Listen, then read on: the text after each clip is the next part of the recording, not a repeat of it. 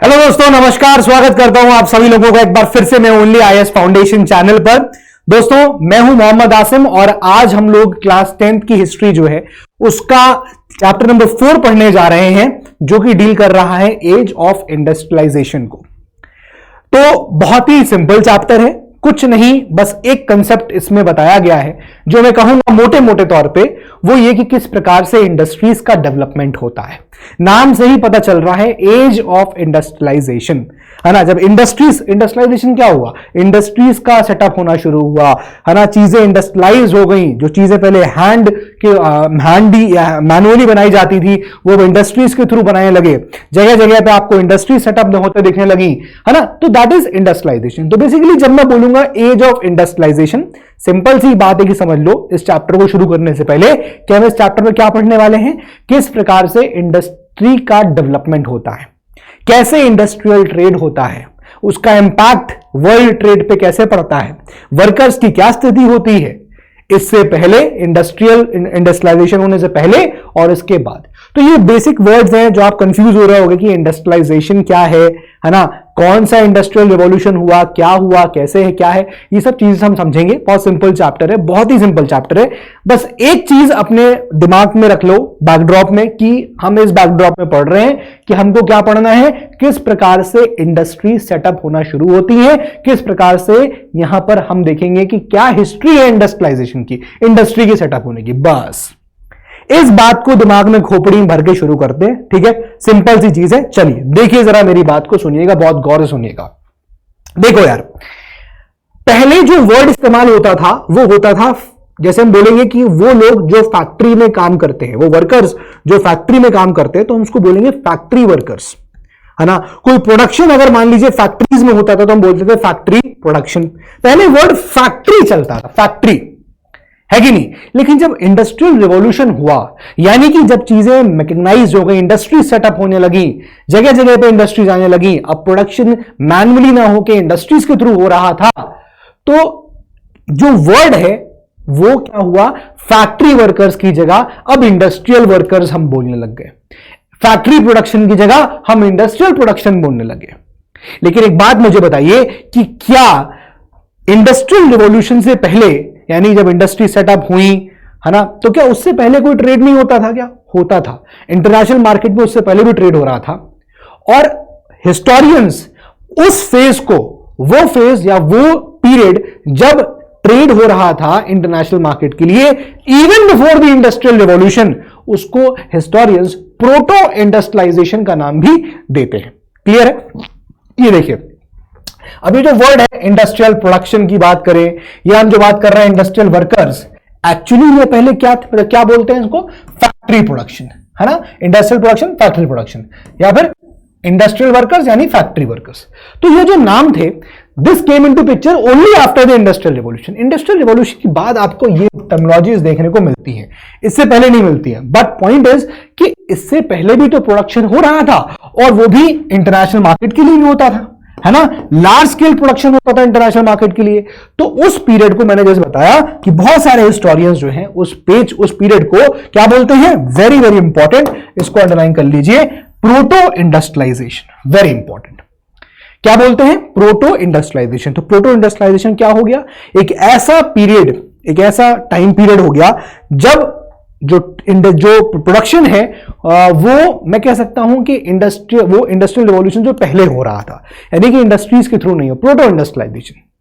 बात समझ में आ गया। ये जो आप देख रहे हैं ना, यहां पर ये जो इमेज देख रहे हैं, अब इस इमेज में देखिए यहां बहुत सारी चीजें दिखाई गई हैं। यहां पर देखिए ये दिखाया गया है कि किस प्रकार से, इमेज इसमें क्लियर नहीं है, आप एनसीईआरटी के अंदर देखेंगे तो एक फ्यूचर शो किया जा रहा है, कैसे यहां पर इंजन बना हुआ है ना, फ्यूचर की बात करी जा रही है। एक आप अलग एक और इमेज देखेंगे इसके बाद बनाई गई है, जहां पर दिखाया गया है, ऊपर टॉप में अलादीन दिखाया गया, अलादीन का चिराग है ना, और नीचे एक मैकेनिक को दिखाया गया है। तो अलादीन ने अपना चिराग रगड़ा तो एक बड़ा सा महल बन गया, पेंटिंग में दिखाया गया, ठीक है। और मैकेनिक, उसके पैरेलल क्या दिखाया गया कि उस मैकेनिक ने क्या किया, रेलवेज, पटरियां, बिल्डिंग्स, हाईवे सब बना दिए। तो दोनों को इस प्रकार से कंपेयर किया। बात समझ आ रही है? तो आई होप ये समझ में आ गया होगा। अब समझते हैं, देखिए यहां पर किस तरह से चीजें जो है बढ़ी। तो देखिए, large scale industrial production for international market in 17th and 18th century की बात करें तो कैसे होता था उस पीरियड में। जब हम 17वीं और 18वीं शताब्दी की बात करेंगे तो जैसे मैंने आपको कहा ना कि भाई प्रोडक्शन तो उस वक्त भी हो रहा था, तो large scale production for this big international market कैसे होता था। देखो क्या तरीका था, तरीका यह था कि जो मर्चेंट्स होते थे, नहीं व्यापारी ट्रेडर्स मर्चेंट्स हो गए, मर्चेंट्स क्या करते थे, कंट्री साइड जाते थे, कंट्री साइड मतलब ग्रामीण इलाके में गए, ठीक है। वहां पर उनको मिलते थे कौन, वहां मिलते थे उनको आर्टिसंस, यानी जो कामकाज करते हैं, उनको वो क्या करते थे, उनको वो देते थे मनी कि भैया पैसा लो और हमारे लिए सामान बना दो, और वो उनके लिए सामान बना देते थे। इस तरह से यहां पर ये बिजनेस, ये ट्रेड चल रहा था, ठीक है ना। तो क्या होता था, merchants move to countryside, merchants जाते थे कंट्री साइड पे, ठीक है, और सप्लाई मनी टू आर्टिसंस, और उन मनी को, उन आर्टिसंस को क्या करते थे, पैसा दे देते थे कि भाई मालिक हमारे लिए सामान बना दो, प्रोड्यूस फॉर इंटरनेशनल मार्केट्स। और जो भी प्रोडक्शन यहां पर ये आर्टिसंस करते थे उसका इंटरनेशनल मार्केट में यहां पर क्या होता था, उसको बेचा जाता था, प्रोड्यूस किया जाता था। सिंपल सी कहानी क्या है, कैसे हो रहा था लार्ज स्केल प्रोडक्शन, कैसे हो रहा था 17वीं और 18वीं शताब्दी के आसपास। सिंपल सी बात है कि एक तरफ आपके मर्चेंट्स थे, एक तरफ आपके मर्चेंट्स थे दोस्तों, और दूसरी तरफ आपके आर्टिसंस थे, ठीक है ना, आर्टिसंस। ये भाई साहब जा रहे हैं कहां पर, आर्टिसंस के पास, गांव में गए, कंट्री साइड में गए, इनको क्या दिया कि भैया पैसा ले लो, इनको नहीं दिया पैसा, क्या पैसा रखो हमसे, ठीक है। पैसा मिलने के बाद इनसे गुड्स ले लिया उन्होंने, ठीक है। और ये जो गुड्स प्रोड्यूस किया इन आर्टिसन ने, ये इंटरनेशनल मार्केट के लिए प्रोड्यूस होता था, ठीक है। ये तरीका था कैसे यहां पर इनिशियली ट्रेड चल रहा था। तो same was not possible in towns. अब सवाल ये है, आपके दिमाग में आना चाहिए कि ये मर्चेंट्स जो हैं ये गांव क्यों गए, ये कंट्री साइड क्यों गए। क्या ये चीज शहर के अंदर नहीं हो सकती थी कि भैया शहर में आर्टिसंस को पकड़ा दो, भैया लो पैसा हमारे लिए फला चीज बना दो। ये चीज शहर में नहीं हो सकती थी क्या, नहीं हो सकती थी। क्यों, क्योंकि देखो अभी मर्चेंट्स हैं, अब इनके पास है ट्रेड, पैसा बहुत है, ठीक है। लेकिन शहर के अंदर ये इसलिए नहीं हो सकता था क्योंकि शहरों के अंदर आप देखोगे तो वहां पर एसोसिएशंस बने हुए थे, वहां पर कहते हैं ना गुड, मतलब गुड बने थे, ट्रेड यूनियन बने हुए थे। तो वो यूनियन जो है कंट्रोल करते थे शहर में जो भी चीजें बन रही हैं उसके प्रोडक्शन पे, उसको रेगुलेट करते थे, उसके प्राइसेस, हर चीज पे कंट्रोल होता था, ठीक है। तो मर्चेंट्स के लिए डिफिकल्ट था कि वो शहर के अंदर अपना बिजनेस कर पाते, इसलिए वो कंट्री साइड मूव करे। क्या क्या प्रॉब्लम थी देखिए, why the same was not possible in towns. Why, simple, मैंने आपको रीजन दे दिए, सिंपल, कुछ नहीं करना है, इसलिए मैंने आपको बना के लिया हूं। सिंपल देखिए, फर्स्ट रीजन, ट्रेड गिल्ड्स बहुत पावरफुल वहां पर थे, ठीक है ना। जो ट्रेड व्यापार करने के गिल्ड्स जो थे, बेसिकली ग्रुप जो थे, ऐसा समझ सकते हैं, वो बहुत ही पावरफुल थे। दूसरा, associations maintained and control production. जो एसोसिएशंस बने थे शहरों के अंदर, वो प्रोडक्शन को मेंटेन करते थे, इतना ही प्रोड्यूस होगा, इतना ही प्रोड्यूस करोगे। अरे भैया जब ज्यादा प्रोड्यूस नहीं होगा तो इंटरनेशनल मार्केट में कैसे जाएगा। तीसरा, प्राइस रेगुलेट करते थे ये लोग, इतने पे बेचोगे, इतने पे खरीदेंगे तुम, मतलब इतने बेच सकते हो, price regulate. Fourth, restricted entry of new people, नए लोग नहीं आ सकते थे कि भैया बिजनेस में हम भी आ जाए, ट्रेड में हम भी आ जाए। पैटर्नाइज बाय रूलर्स, रूलर्स जो होते थे वो उनको, भाई पैटर्नाइजेशन क्या होता है, जैसे फला कोई पोएट है, वो फला के राजा के कोर्ट में पैटर्नाइज था, मतलब वो उसको पैटर्नाइज कर रहा है, उसको बढ़ावा दे रहा है ना, उसको एक तरह से कहते हैं ना, मतलब ब्रांडिंग कर रहा है, स्पॉन्सरशिप कर रहा है, समझ रहे हो। तो पैटर्नाइज किया जाएगा रूलर्स के द्वारा, ठीक है ना। इस वजह से आप देखोगे तो जो मर्चेंट्स हैं वो, उनका काम जो है शहरों में नहीं बन पा रहा था, और इसीलिए उनको ट्रेड करने के लिए they used to go countryside, वो जाते थे ग्रामीण इलाकों में। सिंपल सी बात है। तो अभी तक मैंने आपको जो बताया वो ये कि भैया इंडस्ट्रियल रिवॉल्यूशन के बाद ही आपको ये इंडस्ट्रियल प्रोडक्शन या इंडस्ट्रियल वर्कर्स जैसे टर्म्स देखने को मिलते हैं। उससे पहले फैक्ट्री वर्कर्स, फैक्ट्री प्रोडक्शन जैसे वर्ड हुआ करते थे, है ना। तो जो प्रोडक्शन इस पर्टिकुलर फेज से पहले हुआ, है ना, जब इंडस्ट्रियल रिवॉल्यूशन नहीं हुआ था, उसको प्रोटो इंडस्ट्रियलाइजेशन कहा गया। कैसे होता था लार्ज स्केल प्रोडक्शन इससे पहले वाले टाइम में, प्रोटो इंडस्ट्रियलाइजेशन के टाइम में? सिंपल, मर्चेंट जाते थे आर्टिसंस के पास कंट्री साइड में, उनको देते थे पैसा और वो लोग उनको देते थे गुड्स, और ये जो प्रोडक्शन होता था ये इंटरनेशनल मार्केट के लिए होता था। अगला पॉइंट कि ये शहर में नहीं हो सकता था, नहीं, क्यों? ये सारे रीजन लिखे हुए हैं। क्लियर है यहां तक बात? आगे आ जाइए। अब देखिए what happened in the country side. अब कंट्री साइड में क्या होता था, जब ये जाएंगे तो क्या होगा वहां पर? Open cultivable lands are missing. अब क्यों? क्योंकि भाई सीधी बात सोचो कि क्या हो रहा था, इंडस्ट्रीज, फैक्ट्रीज बन रही थी, तो open cultivable lands went missing. उसकी जगह वहां पर सेटअप होने लगी चीजें अलग, जहां पर प्रोडक्शन हो सके। ठीक है, ग्रोथ ऑफ प्रोडक्शन सेंटर्स, मतलब जो जो आपको कंट्री साइड थे, कंट्री साइड में ग्रामीण इलाकों में अभी तक बहुत ओपन लैंड हुआ करती थी जहां पर आप खेती बाड़ी कर सकते थे, लेकिन अब वो कल्टीवेबल लैंड्स कम हो गई क्योंकि उन जगह पे आपने प्रोडक्शन सेंटर्स खोल दिए। बात समझ में आ गई? प्रोडक्शन सेंटर्स खोलने की वजह से क्या हुआ कि जो कल्टीवेबल लैंड्स थी जिन पे आप खेती बाड़ी कर सकते थे वो कम हो गई, वो मिस होने लगी, कम होने लगी। बात समझ आ रही है? Tiny plots of land did not yield income. अब छोटे छोटे अगर मान लो किसी के पास जमीन भी है तो उसमें इतनी इनकम आती नहीं थी, समझ रहे हो? Tiny plots of land did not yield any income, little income, production complemented their sinking. अब इससे उनको फायदा क्या हुआ आर्टिसंस को कि देखो फायदा ये हुआ कि भाई आर्टिसंस है, समझना जरा, अब आर्टिसंस है। अब मान लीजिए किसी आर्टिसंस का क्या हुआ कि जो कल्टीवेशन कर रहे हैं, कल्टीवेशन से उनका इतना इनकम नहीं हुआ। मान लीजिए कल्टीवेशन कम हुआ तो उनकी इनकम भी क्या रहेगी, उस वक्त की कम हो जाएगी। तो अगर मान लीजिए ये प्रोडक्शन करने लगेंगे कुछ चीजों का तो ये एक तरह से इनकी एक्स्ट्रा इनकम हो जाएगी। मतलब ये तो काम कर ही रहे हैं, यहां से इनकम मिलेगी और कल्टीवेशन से जो उनको मिल रहा है वो उनकी एक तरह से एक्स्ट्रा हो जाएगी। ठीक है ना, वो उनको एक्स्ट्रा मिल जाएगी। ठीक है, so production complemented the sinking income. तो प्रोडक्शन जो ये था ये कॉम्प्लीमेंट कर रहा था, ये एक तरह से आप कह सकते हो कि एक्स्ट्रा उनकी इनकम में एड ऑन कर रहा था। लेबर रिसोर्सेज वे यूटिलाइज वेल, और इस तरह से लेबर के जो मतलब लेबर रिसोर्सेज थे वो अच्छे तरह से इस्तेमाल हो पाए। कैसे? मान लीजिए, क्योंकि देखो होता क्या था मैं बताता हूं आपको, गांव में आप गए, ग्रामीण इलाकों में, वहां पर लेबर है, अब वो लेबर खेती बाड़ी कर रही है, लेबरर्स हैं खेती कर रहे हैं, ठीक है, लेकिन क्या वो फुल तरह से उनका यूटिलाइजेशन हो रहा है? नहीं, खेती बाड़ी कर दी, बैठे हुए हैं, कुछ नहीं कर रहे हैं, बतिया रहे हैं बैठ के। ऑप्टिमम यूटिलाइजेशन नहीं था लोगों का, समझ रहे हो? खेती कर, अब मान लीजिए अरे भैया खेती कर दिया, अब बैठे हुए हैं उसके बाद, तो अब प्रोडक्शन से क्या हुआ, खेती कर दिया, कुछ अनाज आपका फसल हो रहा है, अब जिस टाइम खाली बैठे हुए उस टाइम कह दिया प्रोडक्शन करो, प्रोड्यूस करो, आर्टिसंस को बोले ये बनाओ, ये प्रोड्यूस करो। तो इससे क्या हुआ कि जो लोग लेबर्स थे उनका ऑप्टिमम यूटिलाइजेशन हो रहा था, रिसोर्सेज को अच्छे तरह से इस्तेमाल किया जा सकता था। बात समझ में आ रही है कि नहीं आ रही है? अरे भैया हम एक काम में इन्वॉल्व हैं, अब वो भाई खेती बाड़ी सीजनल है, मान लो नहीं कुछ हुआ, आप बैठे हुए हैं, कोई काम ही नहीं है, इससे अच्छा कुछ और प्रोडक्शन कर लो। तो जो वही पॉइंट है कि लेबर्स का जो यूटिलाइजेशन है वो बहुत ही अच्छे तरीके से यहां पर हो पा रहा था ना। क्या सिस्टम था देखिए, जरा एक बात समझते हैं। देखिए ना, close relationship between town and country side बना रहा, ये मैं आपको ऑलरेडी समझा चुका हूं कैसे, बस यहां पर एक फ्लो चार्ट के थ्रू बता दिया है ताकि आपके दिमाग में पिक्चर बैठ जाए। सिंपल, एक मर्चेंट है, ठीक है, एक मर्चेंट है, मर्चेंट का मतलब सीधा समझ लीजिए, मर्चेंट है तो वो व्यापार करेगा, मर्चेंट है, ठीक है, वो क्या करेगा, वो खरीदेगा वूल, ठीक है, उसने क्या खरीदा, ऊन खरीदा, और वो वून को ले जाएगा स्टेपलर के पास, ठीक है। स्टेपलर क्या करता है, बेसिकली एक एक धागे को अच्छे से वो निकाल लेगा, है ना, उसको सॉर्ट कर देगा, वो ले गया स्टेपलर, वूल स्टेपलर इन दी कंट्री, ठीक है। अब क्या होगा, सप्लाई टू दी स्पिनर्स।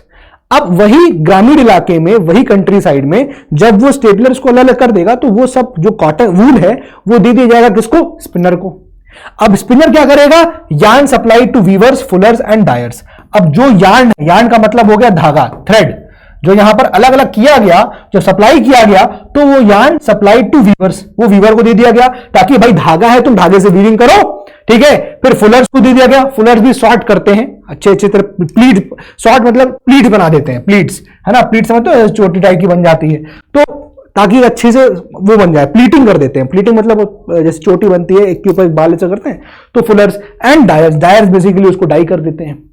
तो यहां पर सिस्टम ये चल रहा है, और फिर उसके बाद जब यहां पर ये पूरा एक थ्रेड फैब्रिक बन गया तो उसको भेज दिया, मतलब एक तरह से रॉक चीज बन गई तो उसको भेज दिया लंदन। लंदन जो है वो एक फिनिशिंग सेंटर बन गया था, एक तरह से इनके पास से जो यहां पर फाइन कॉटन बन के आया उसको यहां भेज दिया, यहां पर बढ़िया उसका प्रोडक्शन हुआ और उसको इंटरनेशनल मार्केट में सोल्ड कर दिया, मर्चेंट को पैसा मिल गया। तो एक तरह से समझ में यह आ रहा था कि हाँ, जो रिलेशन था वो टाउन्स और कंट्री साइड का एक बहुत ही क्लोज रिलेशन था। मर्चेंट शहर से जाते थे, कंट्री साइड के लोगों को पैसा दिया, उनको सामान दिया कि भैया इसको बना दो, उन्होंने बढ़िया धागा वागा देखा, खोला वाला बढ़िया से एकदम उसको ठीक ठाक किया और उसको भेज दिया। वो भैया लंदन पहुंचा, लंदन फिर एक फिनिशिंग सेंटर हो गया, तो वहां पर चीजों की फिनिशिंग होती थी, फिर उसको इंटरनेशनल मार्केट में एक्सपोर्ट कर दिया। तो ब्रिटेन की पावर आप देखो यहां पर क्या हो रही है, इंक्रीज हो रही है। बात समझ में आ रही है? लंदन बिकेम दी finishing centre. London finishing centre कैसे बना, आई होप ये बात आपको क्लियर हो गई कि भाई मर्चेंट्स यहाँ पर रॉ चीज है, मतलब देख रहे हो it's not finish goods, finish goods नहीं मिल रहा है, यहाँ पर दिया वूल दिया, अब वूल गया स्टेपलर के पास, स्टेपलर ने एक चीज ढंग से निकाल ली, फिर उसके बाद आप वो गया उसको सप्लाई किया स्पिनर्स को, है ना, स्पिनर्स के बाद वो पहुंचा यार्न सप्लाई किया गया, यार्न मतलब थ्रेड, थ्रेड सप्लाई किया गया किसको, वीवर्स को, कि भैया वीविंग कर दो, समझ रहे हो, फैब्रिक बन गया। अब भैया उठा के मतलब वही चीज, अभी तो ऐसा तो नहीं खाली कपड़ा ही पहन लोगे, अरे शर्ट बनेगा कुछ बनेगा, तो वो लंदन में बन गया, फिनिशिंग हो गई वहां पर प्रॉपरली। इस तरह से यहां पर एक क्लोज रिलेशन जो है दोनों का रहा। प्रोटो इंडस्ट्रियलाइजेशन अब ये प्रोटो इंडस्ट्रियल नेटवर्क कैसे चल रहा था, ये मैं आपको ऑलरेडी समझा चुका हूं। देखिए, part of network of commercial exchanges control by merchants and producers. अब ये प्रोटो जो इंडस्ट्रियलाइजेशन हो रहा है कौन कंट्रोल करेगा, ऑब्वियस सी बात है इंडस्ट्रियल रिवॉल्यूशन से पहले का समय है, तो इसको कंट्रोल कर रहे हैं कौन, मर्चेंट्स, है ना, merchants and producers. Good produce on large scale, बहुत ही हैवी क्वांटिटी में लार्ज स्केल प्रोडक्शन उस वक्त भी हो रहा था प्रोटो इंडस्ट्रियलाइजेशन के टाइम पे। आप देखोगे कि मान लीजिए कोई एक काम हुआ, जैसे मान लीजिए स्टेपलर के पास से जब आगे कपड़ा आगे गया, भाई कई सारे स्टेजेस में कपड़ा बन रहा है, कॉटन आया, कॉटन को आगे भेजा, फिर उसको कॉटन से धागे निकाले गए, फिर भेजा, फिर एक जगह स्पिनिंग हुआ, फिर वीवर ने उसको वीव किया, है ना, तो कई सारे मल्टीपल स्टेजेस हैं। तो उसमें हमको यह बताया जा रहा है, कहने का पॉइंट यह है कि मल्टीपल लोगों का एंगेजमेंट होता था। आप देखोगे हर स्टेज पे 20 से 25 वर्कर यहां पर इन्वॉल्व होते थे, हर स्टेज पे। Each clothier control hundreds of workers, और हर क्लॉथियर के अंदर आप देखो कई सारे वर्कर्स आते, तो ऐसा है ना, जैसे धागा है, अब धागा को कॉटन है, कॉटन को आगे प्रोड्यूस भेजा तो वहां धागे धागे ऐसे निकाल दिए गए, फिर उसका वीवर्स को भेजा, वीवर्स ने उसको कुछ ऐसे वीव कर दिया, है ना, तो इस तरह से, फिर एक ने कलरिंग कर दी, डाइंग कर दी, इस तरह से फिर फैब्रिक बन गया, शर्ट बन गई, ये सब चीजें। तो मल्टीपल यहां पर लेयर्स थी, और यही बताने का पॉइंट किया गया कि इन प्रोटो इंडस्ट्रियलाइजेशन के वक्त पे आप देखोगे तो ये जो नेटवर्क है इसको मर्चेंट्स और प्रोड्यूसर जो हैं वो यहां पर उसको क्या करते थे, कंट्रोल करते थे, और हर क्लॉथियर के अंदर यहां पर जो क्लॉथियर था जो उसके अंदर कई सारे वर्कर्स होते थे। ठीक है, सिंपल सी बात है कैसे यहां पर सिस्टम चलता था, क्लियर है। अब coming up of a factory, यहां पर हम लोग समझते हैं किस प्रकार से ये चीजें यहां डेवलप होना शुरू होती है। देखिए, अब देखिए 1730 फर्स्ट फैक्ट्री केम अप, 1730 के आसपास आप देखोगे पहली फैक्ट्री जो है वो सेटअप होती है, और धीरे धीरे आप देखोगे जब हम 18th सेंचुरी के लास्ट तक आते हैं तो बहुत सारी फैक्ट्रीज हो गई। तो शुरुआत होती है 1730 के आसपास से, लेकिन जब हम 18th सेंचुरी के लास्ट में पहुंचते हैं, ठीक है ना, तो मतलब 1879, 1790s के आसपास, 18th सेंचुरी के लास्ट में एकदम पहुंच रहे होते हैं, तो आप देखो कि फैक्ट्रीज बहुत सारी मल्टीप्लाई हो जाती है, और एक नया एक एरा शुरू हो जाता है। New era began with the production of cotton. Cotton के प्रोडक्शन के साथ एक नया यहां पर जो है टाइम शुरू हो जाता है। Its production boomed in the late 19th century. In 1760 Britain was importing 2.5 million pounds of raw cotton to feed its cotton industry. अब एक बात समझो, आप सोचोगे सर ये कैसे कॉटन की बात क्यों आ गई। सबसे इंपॉर्टेंट चीज जो है, कहीं से अगर फैक्ट्री का बूम हुआ या प्रोडक्शन बूम हुआ तो वो कॉटन, ये ध्यान रखना, कॉटन वेरी इंपॉर्टेंट। सब चीजें यहीं से स्टार्ट होंगी, हर चीजें यहीं से स्टार्ट होंगी कॉटन से। तो यहां पर ये बता रहा है कि 1730s के आसपास जो है पहली फैक्ट्री आती है, और 18th सेंचुरी के जब एंड हो रहा होता है, ठीक है, तो बहुत सारी फैक्ट्रीज जो हैं वो सेटअप हो चुकी होती हैं, और उस वक्त कॉटन का जो प्रोडक्शन है वो यहां पर बहुत ज्यादा हो गया होता है, और बूम पे आ जाता है कॉटन प्रोडक्शन।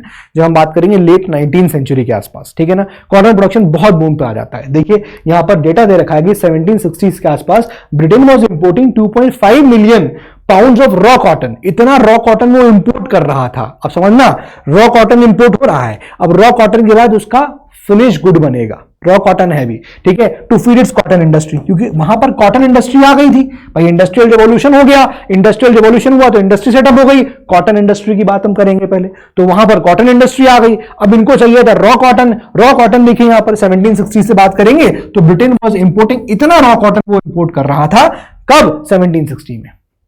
यही जो इंपोर्ट है धीमे धीमे बढ़ता चला जाएगा, और इसके बारे में बताऊंगा। देखिए कि 1787 आते आते, देख रहे हो आप, 27 साल के आसपास the import so to 22 million, 2.5 million से आप देखोगे कुछ ही सालों के अंदर 22 मिलियन पाउंड्स ये कॉटन का, रॉ कॉटन का इंपोर्ट जो है वो ब्रिटेन के अंदर होने लगा। क्यों होने लगा, सोचो भाई, जाहिर सी बात है क्योंकि ब्रिटेन के अंदर डिमांड बढ़ गई कॉटन की, और उस इंक्रीजिंग डिमांड को फुलफिल करने के लिए ज्यादा इंपोर्ट किया ब्रिटिशर्स ने। बात समझ में आ गई। The factors that contributed to the rise, क्या फैक्टर्स थे? पहला, इन्वेंशंस। कुछ ऐसे इन्वेंशंस हुए जिसकी वजह से जो प्रोडक्शन है वो बहुत जल्दी जल्दी होने लगा भाई, इसलिए डिमांड बढ़ गई। अरे मान लो इतना तेजी से कॉटन का प्रोडक्शन नहीं कर पाते तो जाहिर सी बात है कि इतना डिमांड भी नहीं करते, क्योंकि कुछ अच्छे अच्छे इन्वेंशंस हो गए जिसकी वजह से क्या हुआ, प्रोडक्शन फास्ट होने लगा, इसलिए डिमांड जो है कॉटन की और ज्यादा इंक्रीज कर गई। स्पिनर, रोलर एंड कार्डर, दे एनहांस्ड वर्क इन प्रोडक्शन। अब ये आप जो देख रहे हैं ना इन्वेंशंस में, स्पिनर, रोलर और कार्डर, इन सब का इन्वेंशन हुआ, ठीक है ना। अब क्या हो रहा है इससे वर्क इनहांस हो गया, प्रोडक्शन और तेज और अच्छा हो गया। और इसी में एक व्यक्ति का नाम आता है रिचर्ड ऑकराइट, जिससे आप देख रहे हैं, इन्होंने कॉटन मिल प्रोड्यूस कर दिया, ठीक है ना। He created cotton mill, note करिएगा, Richard Arkwright, very very important name. Richard Arkwright ने कॉटन मिल को यहां पर क्या कर दिया, बना दिया। And everything under one roof, all aspect supervised. क्या मतलब हुआ समझ लो जरा, देखो जरा, अभी तक चीजें क्या हो रही थी बेटा, देखो जरा, अभी तक क्या हो रहा था कि जो प्रोडक्शन है वो आपका कंट्री साइड में हो रहा था, जो प्रोडक्शन है वो आपका कंट्री साइड में हो रहा था, ठीक है ना। और यहां जो प्रोडक्शन है वो आपके आर्टिसंस कर रहे थे। क्लियर बात है? हाँ सर क्लियर है, ठीक है, समझना। लेकिन क्या हुआ भाई, यही कॉटन चीजें प्रोड्यूस हो रही, लेकिन क्या हुआ जब कॉटन मिल आ गई तो अभी तक होता यह था कि भैया इन्होंने कुछ प्रोड्यूस किया, फिर वो आगे नेक्स्ट स्टेज में गया, फिर नेक्स्ट स्टेज में गया, फिर नेक्स्ट स्टेज में, कई सारी स्टेजेस में गया अलग अलग जगह। लेकिन जब कॉटन मिल आ गई तो सारे काम जो कॉटन के रिलेटेड हैं, चाहे वो वीविंग हो, चाहे वो स्पिनिंग हो, चाहे वो डाइंग हो, कोई भी पर्टिकुलर काम हो, वो सब एक ही जगह होने लगा। मतलब वो कहते नहीं है कि all things under one roof, तो भैया कॉटन मिल के अंदर ही सारे काम होने लग गए। इससे क्या होगा, इससे आदमी कामचोरी नहीं कर पाएगा। पता चला इस वाले केस में क्या होता था, इस वाले केस में अगला आदमी दूसरे पे इल्जाम लगा देता था, भाई साहब इन्होंने हमारे पास देर से भेजा, ये कहते थे भाई साहब इन्होंने हमारे पास देर से भेजा, और भेज दिया होगा, तो लोग एक दूसरे के ऊपर क्या इल्जाम लगा सकते थे।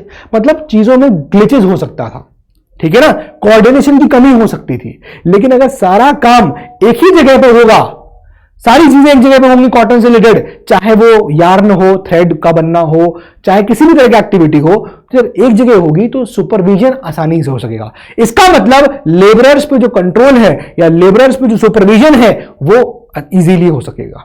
ऐसे लेबरर्स पे कोई सुपरविजन रख ही नहीं पा रहे हैं, ऐसा कंट्री साइड में है, अब पता नहीं क्या कर रहे हैं, बैठे हैं चारपाई पे सो रहे हैं, काम कर रहे हैं कि नहीं कर रहे हैं, पता नहीं कुछ खा पी रहे हैं, कुछ पता नहीं चल रहा। लेकिन अगर वही वर्कर आके इस कॉटन मिल में काम करेगा तो उसके ऊपर नजरें रहेंगी, ठीक है ना। कैमरामैन जल्दी फोकस करो, वही वाला काम रहेगा। So everything under one roof, all aspect supervised. Clear है? तो सब जगह उन वर्कर्स पे, उन लेबरर्स पे सब सुपरविजन जो है अच्छे से रहता था, नजर रहती थी क्या कर रहे हैं क्या नहीं कर रहे हैं। The pace of industrial change. अब देखो सवाल ये होता है कि आपने सर जो बताया अभी कि पहले प्रोटो इंडस्ट्रियलाइजेशन का फेज था, जब चीजें जो हैं वो कैसे होती थी, कैसे ट्रेड होते थे इंटरनेशनल मार्केट के लिए, उस वक्त भी चीजें प्रोड्यूस होती थी। कैसे होती थी? कंट्री साइड में जाके जब ये मर्चेंट्स बोलते थे, पैसा देते थे, तो आर्टिजन्स प्रोड्यूस कर देते थे। लेकिन फिर हमने बताया आपको कि धीमे धीमे क्या हुआ, इंडस्ट्रियल रिवॉल्यूशन हुआ, इंडस्ट्रियल रिवॉल्यूशन बाद इंडस्ट्रीज आ गई, कुछ टेक्नोलॉजिकल एडवांसमेंट्स हो गए, जिसकी वजह से हमने देखा कि इंडस्ट्रीज कॉटन मिल आ गई, है ना, और चीजें जो है वो टेक्नोलॉजी की मदद से ग्रो होने लगी। तो ये इंडस्ट्रियल चेंज आया, एक इंडस्ट्रियल चेंज आया, एक जो चीजें पहले मैन्युअली बन रही थी वो मशीन के थ्रू बनने लग गई। तो सवाल ये है कि किस प्रकार से ये इंडस्ट्रियल चेंज हुआ, कितना तेजी से हुआ, what was the pace, speed क्या थी, क्या ये एक बार की हो गया या फिर ये बहुत समय लिया। चलिए देखते हैं। पहला reason, the pace of industrial change. देखो कॉटन लेट द वे, मैंने बताया आपको, जब भी हम इंडस्ट्रियल चेंज की बात कर रहे हैं, इंडस्ट्रियल रिवॉल्यूशन की बात कर रहे हैं, तो हमें पहले इंडस्ट्रीज का जब भी नाम आएगा तो कॉटन सबसे ऊपर रखना, ठीक है, क्योंकि हर चीज कॉटन में शुरू हुई। भाई कॉटन से कपड़ा बनेगा, इंसान कपड़ा पहनेगा, ठीक है ना। Followed by iron and steel industry, और उसके बाद आप देखोगे कॉटन के बाद आयरन और स्टील इंडस्ट्री की बात आती है। इतिहास ऐसा होता है, इतिहास में आप देखोगे पहले नाम आएगा तो पहले आप देखोगे कॉटन का आएगा, फिर आप देखोगे तो आयरन एंड स्टील का आएगा, ठीक है। अब जब आयरन स्टील इंडस्ट्री का ग्रोथ हो गया तो उसकी वजह से आपने देखा रेलवे का एक्सपेंशन हुआ इंग्लैंड के अंदर, है ना, और जगह जगह जहां कॉलोनीज बनाई वहां पर हुआ। हमने देखा है इंडिया के अंदर ही देखो 1853 में 1853 फर्स्ट ट्रेन चलती है कि नहीं, फर्स्ट ट्रेन चलती है। तो जब आयरन स्टील यहां बन गया, इंडस्ट्री बनी, इसकी वजह से क्या हुआ, रेलवे का एक्सपेंशन यहां पर हुआ, है ना। रेलवे का एक्सपेंशन आपको इंग्लैंड में और उसकी कॉलोनीज में आपको देखने को मिला। By 1873 Britain was exporting iron and steel worth about 77 million euros. अब इतना ज्यादा प्रोडक्शन हुआ यहां पर, इंडस्ट्री है ना आयरन स्टील इंडस्ट्री, तो उसका इतना प्रोडक्शन हुआ कि अब ब्रिटेन जो है वो एक्चुअली उस आयरन को, स्टील को एक्सपोर्ट भी करने लग गया। भाई धीमे धीमे प्रोडक्शन बढ़ेगा ना, पहले इतना नहीं था, तो उसने क्या किया, अपने इंग्लैंड में ही खूब आयरन एंड स्टील इंडस्ट्री का इस्तेमाल किया और चीजें डेवलप करने लगा, फिर अपनी कॉलोनीज में, समझ रहे बात को। और फिर देखो by 1873 Britain was exporting iron and steel worth 7, export भी करने लगा ब्रिटेन। तो भैया जब एक्सपोर्ट करोगे तो क्या मिलेगा, पैसा मिलेगा। ब्रिटेन यहां पर क्या हो रहा था, पावरफुल हो रहा था। देख रहे हो टाइम, आजादी, भारत के भी फ्रीडम स्ट्रगल से मैच करना है इसको, कि कैसे इंपैक्ट पड़ेगा। This was double the value of its cotton export. भाई आयरन एंड स्टील का जो एक्सपोर्ट था डबल था, कॉटन का भी इतना ही। कॉटन का मान लो एक्स एक्सपोर्ट हो रहा था, तो यहां पर जो एक्सपोर्ट आयरन स्टील का था वो 2x था कॉटन से, दुगना। And obviously you can understand iron and steel industry का हमेशा से क्यों इतना, आज भी इतना वो रहता है, बैकबोन है ना किसी भी इकोनॉमी के लिए, बैकबोन। तो यही चीज है। तो पेस ऑफ इंडस्ट्रियल चेंज में पहला पॉइंट समझ में आपको ये आया कि किस प्रकार से चेंजेस, जब कैसा क्या पेस था। तो पहला पॉइंट हम ये बता रहे हैं कि भाई देखो, कॉटन का भी ग्रोथ हुआ और फिर उसके बाद आयरन और स्टील इंडस्ट्री भी आई, लेकिन आप देखोगे कि जो एक्सपोर्ट है वो आयरन और स्टील इंडस्ट्री का यहां पर क्या हुआ, वो ज्यादा हुआ, डबल हो गया कॉटन से भी। Second point very important point, यार आप इंडस्ट्रियल रिवॉल्यूशन कर गए, आप इंडस्ट्री सेटअप कर रहे हैं, ठीक बात है, लेकिन ट्रेडिशनल इंडस्ट्रीज को रिप्लेस नहीं किया जा सका इतनी जल्दी। आप देखोगे खाली 20% ही लोग थे, मतलब 20% से कम लोग थे जो टेक्नोलॉजिकली एडवांस्ड इंडस्ट्रीज के अंदर काम कर रहे थे। बाकी रेस्ट अभी भी 80% लोग थे जो ट्रेडिशनल इंडस्ट्रीज के अंदर काम कर रहे थे। ट्रेडिशनल इंडस्ट्रीज मतलब पुरानी इंडस्ट्रीज, जो ऐसे में बताया ना इंडस्ट्रियल रिवॉल्यूशन से पहले, वहां पर काम कर रहे थे। तो पेस ऑफ इंडस्ट्रियल चेंज आप देखोगे ऐसा नहीं हुआ कि अब्रप्ट हुआ, स्लो था। 20% से कम ही लोग थे जो इस टेक्नोलॉजिकली एडवांस इंडस्ट्रीज में काम कर रहे थे, रेस्ट आपको देखेगा कि वो ओल्ड इंडस्ट्रीज में ही काम कर रहे थे। तो traditional industries could not be replace, उसको रिप्लेस नहीं कर सके। आप देखोगे 20% of the total workforce was employed in technically advanced industries sector, सिर्फ 20%, वो भी लेस देन 20%, ये भी देखो लेस देन 20%। बात समझ में आ गया, ठीक है ना।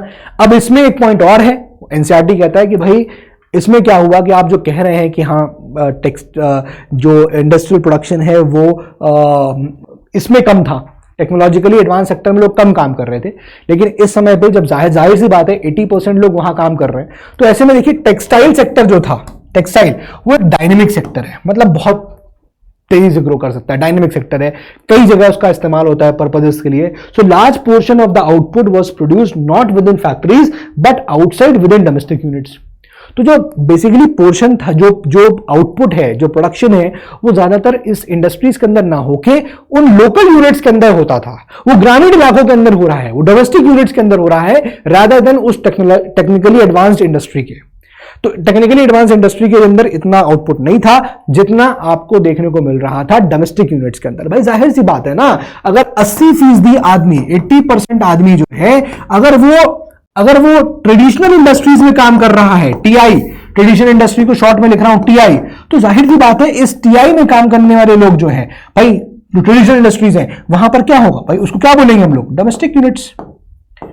एक तरह से हमारी डोमेस्टिक लोकल यूनिट्स हो गई ना, डोमेस्टिक यूनिट्स कह लीजिए, ट्रेडिशनल इंडस्ट्रीज है तो लोकल यूनिट्स हो गई। बात समझ में आ गया। और 20% ही लोग हैं जो खाली इस टेक्निकली एडवांस इंडस्ट्रीज के अंदर काम कर रहे हैं। थर्ड पॉइंट, अब ट्रेडिशनल इंडस्ट्रीज जो है वो और ग्रो हुई, ठीक है, वो और भी ग्रो हुई ट्रेडिशनल इंडस्ट्रीज, और जो आप देखोगे traditional industries also grow, they were powered by the other industries, दूसरी इंडस्ट्रीज भी उनको सपोर्ट कर रहे थे। Non-mechanized sectors like pottery, glass work, tanning and food processing grew। भाई सोचो कि अब डिमांड बढ़ रही है ना, तो क्या हुआ, ऐसे में आप देखोगे कि ट्रेडिशनल इंडस्ट्रीज भी ग्रो हुई। भाई आप एक तरफ टेक्नोलॉजी लेके तो आ गए, बट आप मुझे बताइए क्या इतनी जल्दी आप टेक्नोलॉजी लाकर लोगों के दिमाग में चेंजेस ला पाएंगे? क्या लोग इतनी जल्दी इस पे चले जाएंगे, टेक्नोलॉजी पे? नहीं जा पाएंगे। आज तक नहीं, आज भी ऐसा बहुत जगह होता है। कोई एक चीज सेट चली आ रही है, इट इज वेरी डिफिकल्ट लोगों के अंदर से उस चीज का परसेप्शन खत्म करके एक नई चीज लेके आना।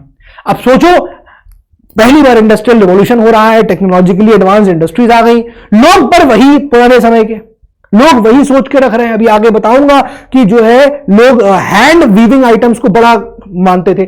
आज भी आप देखो, हाथ से बुना हुआ स्वेटर है, बड़ी वैल्यू है। तो हाथ से बुना हुआ स्वेटर है, छू के देखेंगे ऊन, वो जो ऊन को उसको छू के देखेंगे, है ना। ऐसा लगता है कि भैया शर्ट है, अब शर्ट हाथ से लिए, शर्ट कुर्ता पजामा तो सिलवाया है कपड़ा लेकर। अब ऐसे कपड़ा छूएंगे, लगता है सारा नॉलेज उनको होगा, कॉटन का एक नॉलेज नहीं होगा। और ऐसे छू के दिखाते हैं, जब दुकान पे जाते हैं ऐसे छू के दिखाते हैं कपड़े को, ऐसे छूते हैं, ऐसे लगता है सारा नॉलेज ही जानते हैं कॉटन का, कुछ भी नहीं जानते, बस फर्जी। तो पॉइंट ये है कि आप टेक्नोलॉजिकल एडवांसमेंट्स लेके आ गए, आप टेक्नोलॉजिकल इंडस्ट्रीज लेके आए, ठीक बात है, लेकिन लोग उसको एक्सेप्ट नहीं कर रहे हैं। 20% लोग ही थे बस उसमें काम कर रहे हैं, बकाया 80% तो डोमेस्टिक यूनिट्स में काम कर रहे हैं। अब वो जो लोग हैं 80% वो और डिमांड कर रहे हैं, तो उनके और डिमांड करने से क्या हुआ कि ट्रेडिशनल इंडस्ट्रीज और ज्यादा ग्रो हुई, क्योंकि डिमांड बढ़ी तो ट्रेडिशनल इंडस्ट्रीज ने और ज्यादा प्रोडक्शन किया। बात समझ में आ गई? बहुत सारी ऐसी चीजें, भाई देखो पॉटरी है, घर के अंदर बर्तन, तो मिट्टी के बर्तन बनते हैं, ग्लास वर्क हो गया, टैनिंग, फूड प्रोसेसिंग, ये सब इंडस्ट्रीज जो है नॉन रिकॉग्नाइज थी, ये यहां पर ग्रो होने लगी। फोर्थ पॉइंट देख लीजिए, काफी इंपॉर्टेंट है, काफी इंपॉर्टेंट है। वो क्या ये कि न्यू टेक्नोलॉजीज वर एक्सपेंसिव। अब क्या हुआ? अब बताइए, आप ले आए टेक्नोलॉजिकल एडवांसमेंट्स, टेक्नोलॉजी आप लेके आ गए, लेकिन जो टेक्नोलॉजी आई, अब जाहिर सी बात है कोई चीज मार्केट में नहीं आई है, पहली बार आई है, तो जाहिर सी बात है उसको आप बहुत कम दाम पे नहीं रख सकते। तो उसका दाम क्या होता है? क्योंकि भाई हमें वो निकालना, पैसा भी निकालना है, तो ये टेक्नोलॉजी बड़ी एक्सपेंसिव थी। और दूसरी बात, जहां पर भी ये इंडस्ट्रीज के अंदर टेक्नोलॉजी लगाई गई, ठीक है, तो ये जो टेक्नोलॉजिकल चीजें करी गई, ये बार बार ब्रेकडाउन हो जाती थी। मतलब मशीन लगाई गई तो मशीन ब्रेकडाउन हो गई, और मशीन ब्रेकडाउन होने से क्या होता है? खर्चा बढ़ गया। समझ आ रही है? रिपेयर कॉस्ट, मेंटेनेंस कॉस्ट बहुत हो गई, बहुत थी इन पर्टिकुलर इंडस्ट्रीज की। Are you getting this point? Maintenance cost, repair was very expensive and sometimes not effective, कभी भी इफेक्टिव भी नहीं था। तो इसीलिए एक रीजन ये भी था कि लोग जो है, जो खुद ट्रेडर्स या जो व्यापारी लोग थे, वो खुद इस टेक्नोलॉजी की तरफ नहीं जा रहे थे। उनको लगा बढ़िया है ना, अरे भैया इन्हीं लोगों से काम कराओ, लेबरर से तनख्वाह भी कम लेते हैं, खर्चा भी नहीं है टेक्नोलॉजी का, और ऊपर से कोई मेंटेनेंस नहीं, कोई कॉस्ट नहीं है रिपेयरिंग की। इसीलिए जो खुद इंडस्ट्रियल ओनर्स थे वो खुद ही रिलक्टेंट थे कि इन इंडस्ट्रीज का इस्तेमाल, इन टेक्नोलॉजीज का इस्तेमाल किया जाए इंडस्ट्रीज के अंदर। वो खुद ही रिलक्टेंट थे, क्योंकि उनको लगता काहे को खर्चा किया जाए। जब आदमी काम कर रहा है कम सैलरी पे, तो हम काहे को उस टेक्नोलॉजी को लगाएं। उस टेक्नोलॉजी को लगाने से एक तो हमारा कैपिटल लगेगा, मतलब हमको पूंजी लगेगी, इतना बड़ा हमको टेक्नोलॉजी अगर इन्वेस्ट लगानी है अपने इंडस्ट्री के अंदर, तो हमको एक पैसा देना पड़ेगा, तब टेक्नोलॉजी मिलेगी। तो हम एक तो पैसा भी दें, टेक्नोलॉजी लगाएं, ऊपर से उसका रिपेयरिंग कॉस्ट बहुत ज्यादा हो जाएगा, खराब हो जाए तो, ठीक है, समझ रहे हो कि नहीं समझ रहे हो? और लोग खुद कॉशियस, लोग उसको खुद नहीं खरीद रहे, ठीक है ना। ये दिक्कतें यहां पर थी। एग्जाम्पल यहां पर देखिए, जैसे स्टीम इंजन की बात करें, जो स्टीम इंजन जो है, जिसको जेम्स वॉट ने इंप्रूव किया था, एक्चुअली इसको बनाया था न्यू कॉमन ने, ठीक है, और उसको इंप्रोवाइज किया था या इंप्रूव किया था किसने? जेम्स वॉट ने। बाद में उसने उसका वो पेटेंट भी करा लिया, ठीक है ना। फिर एक नाम और आता है मैथ्यू बोल्टन, एक नाम बता दिया मैंने आपको, जेम्स वॉट और न्यू कॉमन, इन दोनों कहानी याद रखना। फिर मैथ्यू बोल्टन की बात करेंगे, इन्होंने एक नया मॉडल बनाया था इंजन का, ठीक है, लेकिन नया मॉडल बना इंजन का, लेकिन उस इंजन मॉडल को कोई खरीद ही नहीं रहा है। अरे भैया, जब लगा कि मालिक दूसरे तरीके से काम चल रहा है तो नए हम मॉडल काहे खरीदें? समझ रहे हो? At the beginning of the 19th century, there were no more than 321 steam engines all over the England. पूरे इंग्लैंड में मात्र 321 स्टीम इंजन्स थे बस। और 1781 देख रहे हो, टेक्नोलॉजी आई, लेकिन टेक्नोलॉजी का आपको वो नहीं दिख रहा है, टेक्नोलॉजी कहीं से फायदा नहीं कर रही है। वही बता रहा था ना, pace of industrial change. Technology आई, जैसे यहां पे बात करी गई, स्टीम इंजन बिकेम इन 1781, लेकिन आप देखो by end of 19th century also सिर्फ 321 ही स्टीम इंजन थे। तो लोग रिलेक्टेंट थे टेक्नोलॉजी को लगाने में, खर्चा बहुत था, एक्सपेंसिव बहुत था, और कभी खराब हो जाए तो रिपेयरिंग का बहुत पैसा लगता था। दिक्कत ये थी। क्लियर है? Next, hand labour and steam power. बड़ा ही सिंपल कॉन्सेप्ट है, समझने वाली बात है। देखो, अगर हम ब्रिटेन की बात करें, विक्टोरियन ब्रिटेन की बात करें, तो वहां पर कोई भी दिक्कत नहीं थी लेबरर्स की। लेबर की कोई शॉर्टेज नहीं थी, बहुत लेबर था, भर भर के लेबर था। अब सोचो, जहां लेबर ज्यादा है तो जाहिर सी बात है कि हर आदमी सोचेगा कि हमें नौकरी मिल जाए, काम मिल जाए, जिसकी वजह से जो लेबर की कॉस्ट थी वो कम रहती थी, लेबर की वेजेस कम है। अरे सोचो ना, सिंपल सी कहानी है। मान लो 4 लोग हैं काम करने के लिए किसी एक चीज के लिए, मान लो 4 लोग हैं, तो ऑब्वियस सी बात है, एक कहेगा कि भैया मैं 100 रुपए में काम कर लूंगा, दूसरे कहेगा नहीं यार ये नौकरी मुझे मिल जाए, तो कहेगा मैं 90 में काम कर लूंगा, तीसरा कहेगा मैं 85 में काम कर लूंगा, चौथा कहेगा भैया मैं 82 रुपए में काम कर लूंगा। अब बताओ, इंडस्ट्रियल जो फैक्ट्री इंडस्ट्री जिसकी भी है, वो किसे नौकरी देगा? इस वाले को देगा ना, 82 रुपए वाले को। भाई उसकी वेजेस के हिसाब से दे देगा उसको, हाँ भाई तुम आ जाओ। बात समझ रहे हो नहीं समझ रहे हो? तो ऐसा टाइम क्या हो गया, वेजेस से क्या हो गया, वेजेस कम हो गई, तो जो इंडस्ट्री वाला आदमी है, इंडस्ट्री का ओनर है, उसकी कॉस्ट भी कम हो गई, मतलब उसको कम पैसा खर्चा करना पड़ रहा है। तो विक्टोरियन ब्रिटेन की बात करेंगे तो उस वहां कोई भी शॉर्टेज नहीं थी लेबर की, लेबर बहुत थे, और लेबर बहुत होने की वजह से क्या हुआ कि भैया अब उनको जॉब चाहिए थी, लेबर बहुत है, जॉब नहीं है, तो सब लोग क्या किए, माइग्रेट किए सिटीज की तरफ, शहरों की तरफ माइग्रेट करके गए, शहरों की तरफ माइग्रेट किए, बहुत सारे लोग थे, वेजेस कम थी, वेजेस कम है ना। तो और एक दिक्कत और थी, वेजेस कम, ऊपर से जो लेबरिंग थी वो कभी कभी सीजनल भी होती थी। सीजनल का मतलब ऐसा है कि जैसे आप देखोगे, अगर ब्रूइंग की दुकान देखोगे, ब्रूइंग की बात करेंगे, जैसे फॉर एग्जांपल हम बात करेंगे गैस, ठीक है, ब्रूरीज, तो इन सब का जो माहौल है, ये इंडस्ट्री का माहौल है, ये किसी एक टाइम पे रहेगा, सर्दी के वक्त, गैस, ब्रूरीज, समझ रहे हो? तो सर्दी के टाइम। फिर जैसे हम बात करें बुक बाइंडिंग, ठीक है, यहां पर हम बात करें क्रिसमस कार्ड्स। आप बताइए, क्रिसमस कार्ड्स के लिए या इसके लिए बिजनेस कब आएगा? दिसंबर में आएगा। तो सीजनल जॉब है, हर पूरे साल भर क्रिसमस के कार्ड नहीं बनेंगे। क्रिसमस के कार्ड कुछ टाइम पे, एक पर्टिकुलर टाइम में पड़ते हैं। न्यू ईयर की ग्रीटिंग कार्ड हर साल भर नहीं बनते हैं। अरे जब न्यू ईयर का आएगा, कुछ समय आएगा, तब ग्रीटिंग कार्ड बनते हैं। ऐसे आप देखो, विंटर एक ऐसा टाइम होता है, विंटर जब स्टीम जो इनकी शिप्स होती थी, उन शिप्स को रिपेयर किया जाता था, क्योंकि उस वक्त संभाल नहीं हो सकती, विंटर है, यूरोप है, जमा रहेगा, इतना व्यापार नहीं हो सकता, समझ रहे हो उस वक्त। तो बेसिकली जो लेबर भी थे वो सीजनल थे। अब आप मुझे बताओ, अगर आप एक मालिक हो इंडस्ट्री के, ठीक है, आपको इंडस्ट्री चलानी है, अब आप मुझे बताइए कि आपको पता है कि मैंने अभी किसी को हायर कर लिया, 6 महीने काम करेगा, वो 3 महीने 4 महीने काम करेगा और फिर खाली बैठा रहेगा। अरे काम ही नहीं है ना, सीजनल नेचर का वर्क है ये, सीजनल नेचर का वर्क है ना, तो भाई वो काम ही नहीं करेगा। बात समझ में आ रही है, नहीं समझ में आ रही है आपको?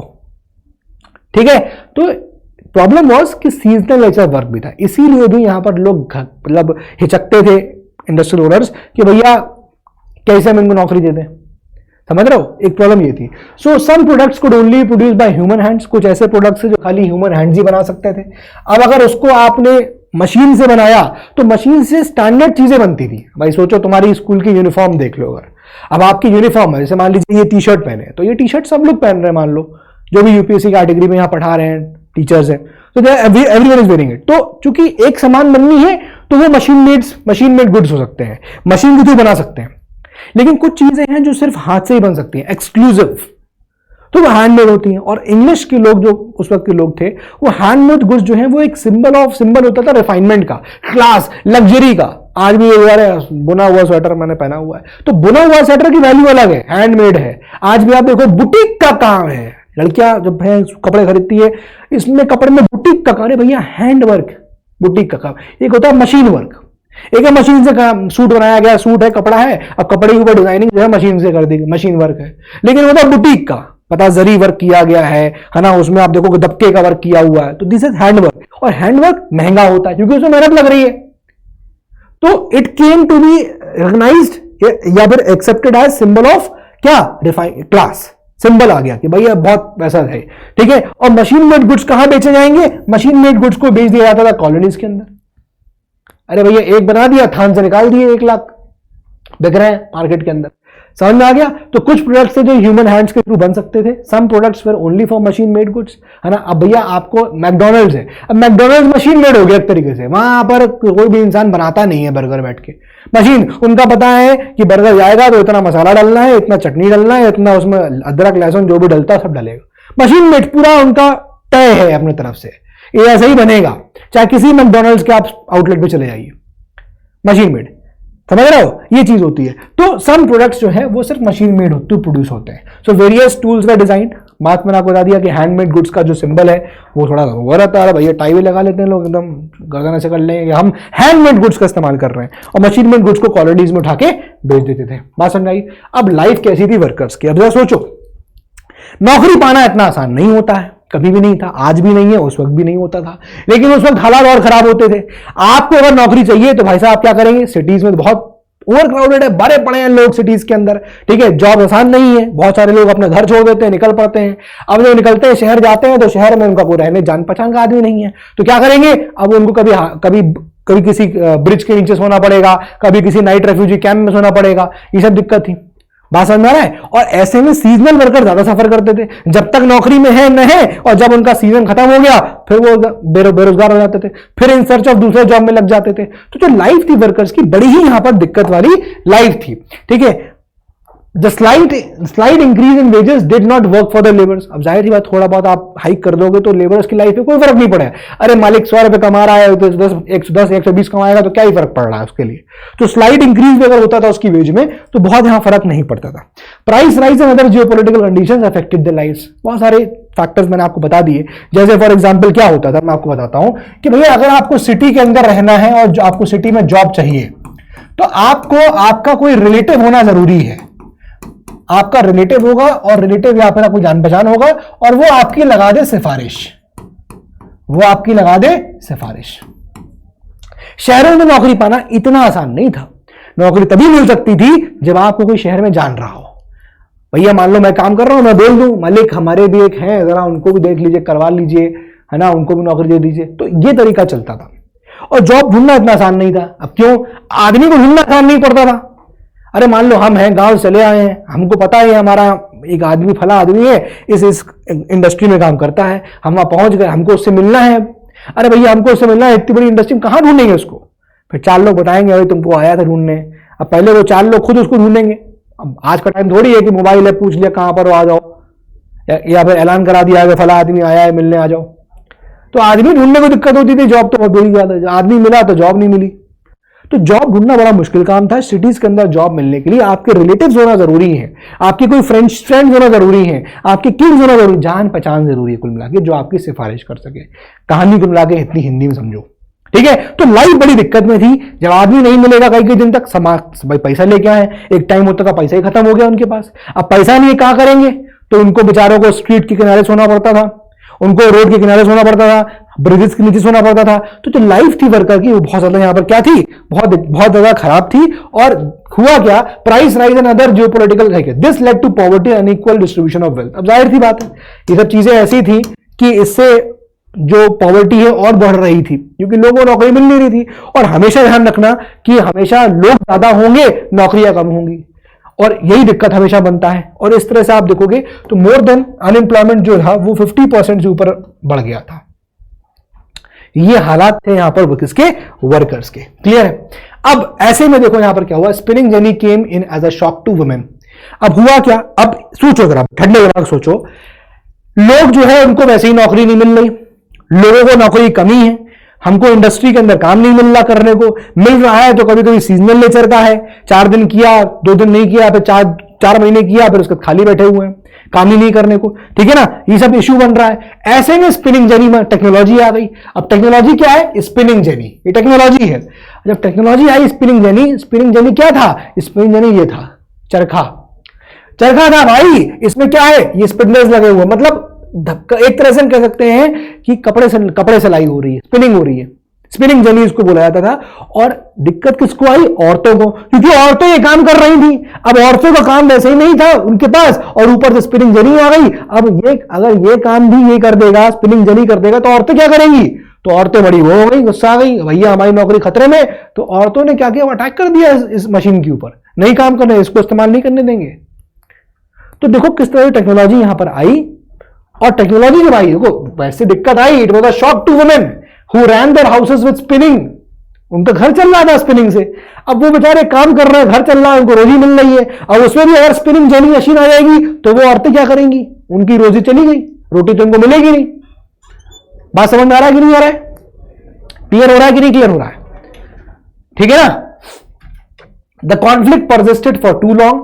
1840s अनएम्प्लॉयमेंट ग्रू, बहुत ज्यादा अनएम्प्लॉयमेंट हो गया। और 1840s में आप देखोगे, मतलब ये कॉन्फ्लिक्ट चलता रहा वुमेन और स्पिनिंग जेनी का। वुमेन कहती, मना करती रही कि नहीं नहीं हम नहीं करने देंगे, हमें नहीं करने देंगे, ये काम नहीं करने देंगे आपको। और स्पिनिंग मतलब एक तरह से कहा गया हम काम नहीं करने, हम ये इसको इस्तेमाल नहीं करने देंगे। ये कॉन्फ्लिक्ट चलता रहा, बट इंडस्ट्री ओनर्स कहते नहीं हम तो इस्तेमाल करेंगे। कॉन्फ्लिक्ट चलता रहा। आप देखोगे by 1840s employment grew with building of, employment बढ़ने लग गया। कैसे? कैसे लोगों को नौकरी मिली? क्योंकि रोड्स बनने लग गई। अब रोड्स कौन बनाएगा? लोग बनाएंगे। Railways, tunnels, drainage system, sewers, इन सब की वजह से क्या हुआ? एम्प्लॉयमेंट बढ़ने लग गया। Next 30 years saw doubling of employment. और अगले 30 सालों में आप देखोगे तो क्या हुआ? एम्प्लॉयमेंट जो है डबल हो गया था। ठीक है, तो जो स्पिनिंग जेनी है बेसिकली इसको जेम्स हारग्रीव्स ने बनाया था 1764 में। और ये एक ऐसी मशीन है जो स्पिनिंग प्रोसेस को और फास्ट कर देती है। जब स्पिनिंग प्रोसेस फास्ट हो जाएगा तो किसी चीज का प्रोडक्शन और जल्दी होगा। जब प्रोडक्शन और जल्दी हो जाएगा, जाहिर सी बात है जो डिमांड बढ़ती जा रही थी लगातार, उसको हम जल्दी जल्दी यहां पर फुलफिल कर सकते हैं। है कि नहीं फायदा? तो टेक्नोलॉजी का फायदा यहीं पर आता है कि आप एक बार आपने मशीन लगा ली, कॉस्ट लगा दी, लेकिन उसके बाद आप जल्दी जल्दी चीजों को बना के अपना प्रॉफिट कर सकते हैं। ठीक है ना? So reduce labour demand, labour demand भी कम हो गई। तो क्या हुआ? एक बार आप मतलब इसके इस्तेमाल से आप कई सारी चीजें बना सकते हैं, जल्दी बना सकते हैं और कई बना सकते हैं। ये यहां पर एडवांटेज होगा। Now industrialisation in the colonies. Now age of Indian textile. अब हम बात करते हैं, रुक करते हैं अपने इंडिया की तरफ का, और हम देखते हैं किस प्रकार से इंडिया में टेक्सटाइल्स कैसे ग्रो कर रहे थे, इंडिया में इंडस्ट्रीज कैसे ग्रो कर रही थी जब यहां ब्रिटिशर्स भी हैं। ठीक है, अब इंडिया में ब्रिटिशर्स हैं और इनके पैरेलल किस प्रकार से हम यहां पर अपनी ये चीजों को डेवलप कर पाए। Now silk and cotton goods from India dominated the market. Simple सी कहानी सुन लो, मैं आपको सिंपल वर्ड में बता देता हूं। देखो, इंडिया से सिल्क और जो कॉटन था, ये जो दोनों गुड्स हैं, सिल्क गुड्स या कॉटन गुड्स, ये पूरे वर्ल्ड में इनका हल्ला बोल था। मतलब बहुत तगड़ा मार्केट था कि भैया इंडिया का कॉटन मतलब फाइन वैरायटी। अगर बोल दिया इंडिया कॉटन मतलब trusted cotton, fine variety cotton था। इंटरनेशनल ट्रेड में इंडिया का कॉटन डोमिनेट करता था। ठीक है, आप आर्मेनिया के लोगों को देखोगे, आप पर्शियन लोगों को देखोगे, तो ये ट्रेडर्स जो थे ये कॉटन को प्रोक्योर करते थे पंजाब से, और इसको Afghanistan, eastern Persia, Central Asia, इन सब जगह ले जाते थे। ठीक है, इंडिया के यहां पर कुछ पोर्ट्स भी थे। सूरत था ऑन द गुजरात कोस्ट, ये कनेक्टेड था आपका गल्फ से। ठीक है, और रेड सी पोर्ट से, तो यहां से ट्रेड हो रहा था। तो जब हम बात कर रहे हैं इंडियन टेक्सटाइल कैसे ग्रो करती है, इंडियन टेक्सटाइल ग्रो करने का सीधा सीधा रीजन यहां पर देखने को मिला। क्या? कैसे व्यापार किया गया इंटरनेशनली दूसरे कंट्रीज से। ठीक है, और इंडिया का जो कॉटन था उसकी यहां पर बहुत ज्यादा हाई डिमांड रहती थी। अब मसूलीपट्टनम की बात करेंगे। मसूलीपट्टनम ये कोस्ट था, कोरोमंडल कोस्ट। कोरोमंडल आप कोस्ट समझ पा रहे होंगे, है ना? ये वाला जो आपका कोस्ट है कोरोमंडल कोस्ट हो गया। ठीक है, तो हुगली पोर्ट भी था, बंगाल में था, ये आपका इधर पड़ता है नॉर्दर्न सरकार। ठीक है, had trade link with south east Asian ports. तो हमें समझ में ये आ रहा है कि हाँ, सूरत का पोर्ट गुजरात में था, वो कनेक्टेड था गल्फ से, रेड पोर्ट सी से। इधर मसूलीपट्टनम का जो कोस्ट है, मसूलीपट्टनम का जो पोर्ट है कोरोमंडल कोस्ट पे, वो कनेक्टेड था। और जो हुगली है, हुगली पोर्ट, वो भी कनेक्टेड है किससे? वो कनेक्टेड है एशियन पोर्ट से। ठीक है, अब 1750s में Europeans gain cotton control of the Indian market. 1750s में भाई जाहिर सी बात है कि यूरोपियंस ने क्या किया? यूरोपियंस ने कंट्रोल ले लिया इंडियन मार्केट का। कैसे भाई? उन्होंने कुछ तो जो राजा महाराजा थे उनसे एक्सेप्टेंस ले ली, है ना? हमने पढ़ा ही था भैया, रूलर से मनवा लिया कि हाँ ठीक है ट्रेड हम कर सकते हैं। बाद में उन्होंने मोनोपोली भी करवा लिया अपना कि हम ही ट्रेड कर सकते हैं। तो धीमे धीमे क्या हुआ? यूरोपियंस जो है इंडियन मार्केट पे अपना कब्जा जो है बना रहे थे, और धीमे धीमे उन्होंने अपनी मोनोपोली जो है वो बना ली। पहले कुछ कंसेशंस लिए और फिर मोनोपोली ले ली उन्होंने। The local port saw decline. जाहिर सी बात है लोकल पोर्ट जो है वो क्या हो गए? कम होने लग गए।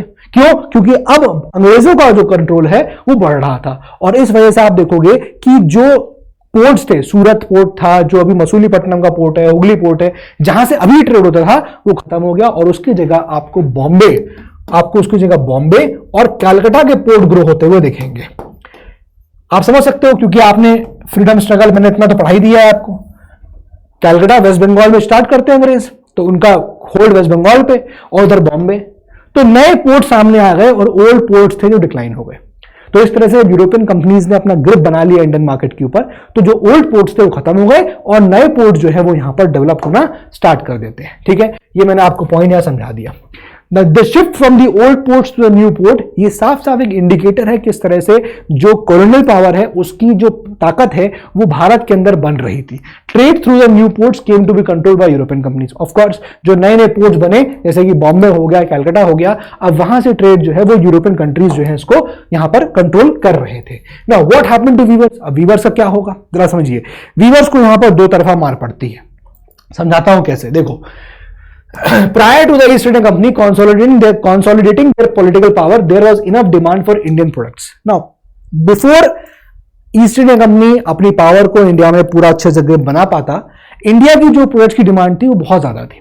There was also competition leading to bargain and others, और इंडिया के जो वीवर्स थे उनके पास ऑप्शन होता था कि बार्गेन कर सकते थे। क्यों? क्योंकि देखो, जब तक ईस्ट इंडिया कंपनी सेटल नहीं हो गई थी इंडिया में आके, जब तक उसको पूरी मोनोपोली नहीं मिल गई, साथ साथ यहां पर और भी पावर्स थी। फ्रेंच था, है ना, यहां पर आपको नीदरलैंड दिखेगा, पोर्चुगीज दिखेगा, तो कई सारे पावर्स थे जो इंडिया के लड़ रहे थे before east India company consolidated there powers, है ना। 1757 की वॉर हम बोल सकते हैं, बैटल ऑफ प्लासी से। उससे पहले क्या था कि इंडियन वीवर्स के पास ऑप्शन था कि हम जो हमें ज्यादा पैसा देगा हम उसको बेचेंगे, चाहे हमको फ्रांस दे दे, चाहे हमको पोर्चुगीज दे दे, चाहे हमको ब्रिटिश दे दे, जो हमको देगा हम उसको बेचेंगे। तो इंडियन वीवर्स की बहुत अच्छी यहां पर उनकी मतलब उनकी चीजें थी। हाँ ठीक है, कंट्रोल में रखेंगे हम लोग, ठीक है। लेकिन जब यहां पर कंपनी ने क्या किया, कंपनी ने यहां पर जब कंट्रोल बना लिया इंडिया के ऊपर, तो अब इंडियन व्यूअर्स के पास ये ऑप्शन खत्म हो गया। जाहिर सी बात है ना, बताया ना मैंने, जैसे ही 1850 आपको देखोगा कि 1757 के बाद, है ना, जब जैसे ही कंपनी ने अपना ग्रिप कंट्री के ऊपर बना लिया इंडिया के ऊपर, तो भाई जाहिर सी बात है जितने भी और राइवल्स थे जो कंपीट कर रहे थे इंडिया के लिए, सब खत्म हो गया। एंड फ्रेंच का जो कंपटीशन था वो खत्म हो गया, व्हाइट वॉश हो गया, सब कुछ खत्म कर दिया। बैटल ऑफ वंडी वॉश के साथ फ्रेंच का जो भी कंपटीशन था इंडिया के लिए वो खत्म कर दिया गया, है कि नहीं। ये सब चीजें हुई, तो कंट्रोल जो है वो अब इंडिया के ऊपर बन गया था। तो वीवर्स के पास ये ऑप्शन खत्म हो गया कि वो बार्गेन भी यहां पर कर पाते। उनको मजबूरन उनसे कहा जाता था इसी दाम पे बेचना हो तो बेचो, वरना मतलब दे वर फोर्स्ड कि आप इसी दाम पे बेचेंगे, दे वर फोर्स्ड फॉर दिस, ठीक है ना।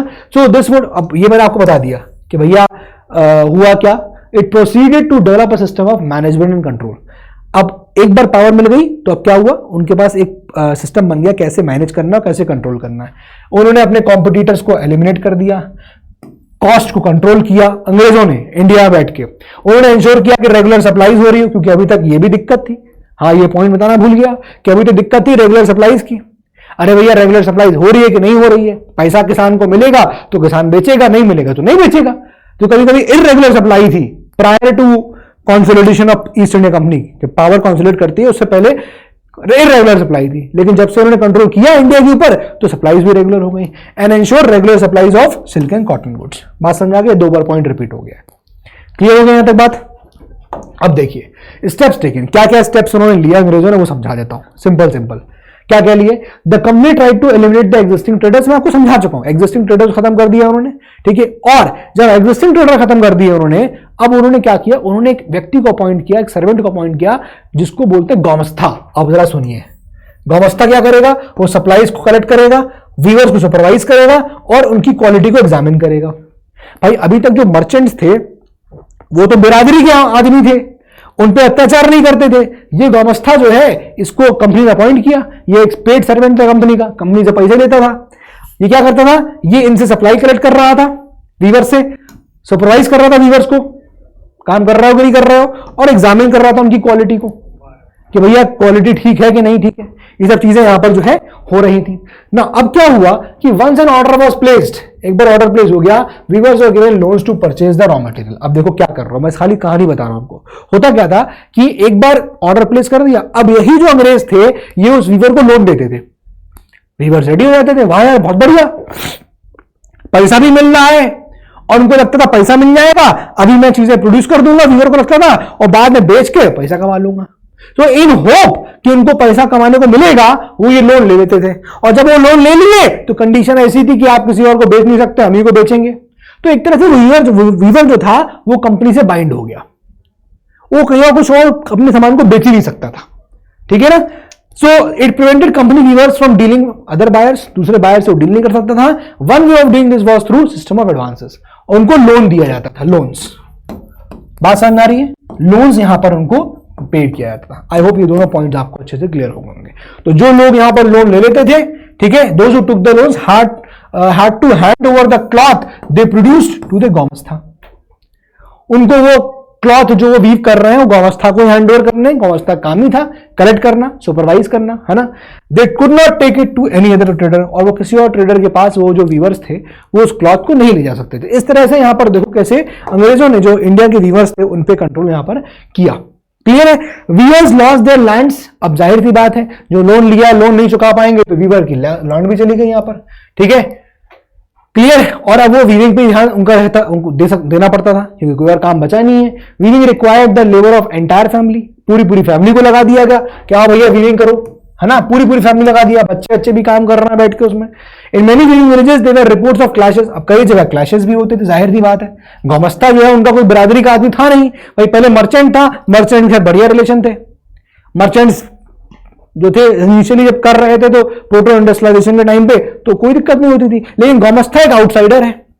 अब एक आउटसाइडर अगर आके आपके ऊपर चढ़ाई करेगा तो भाई जाहिर सी बात है आप काहे को उसको झेलोगे।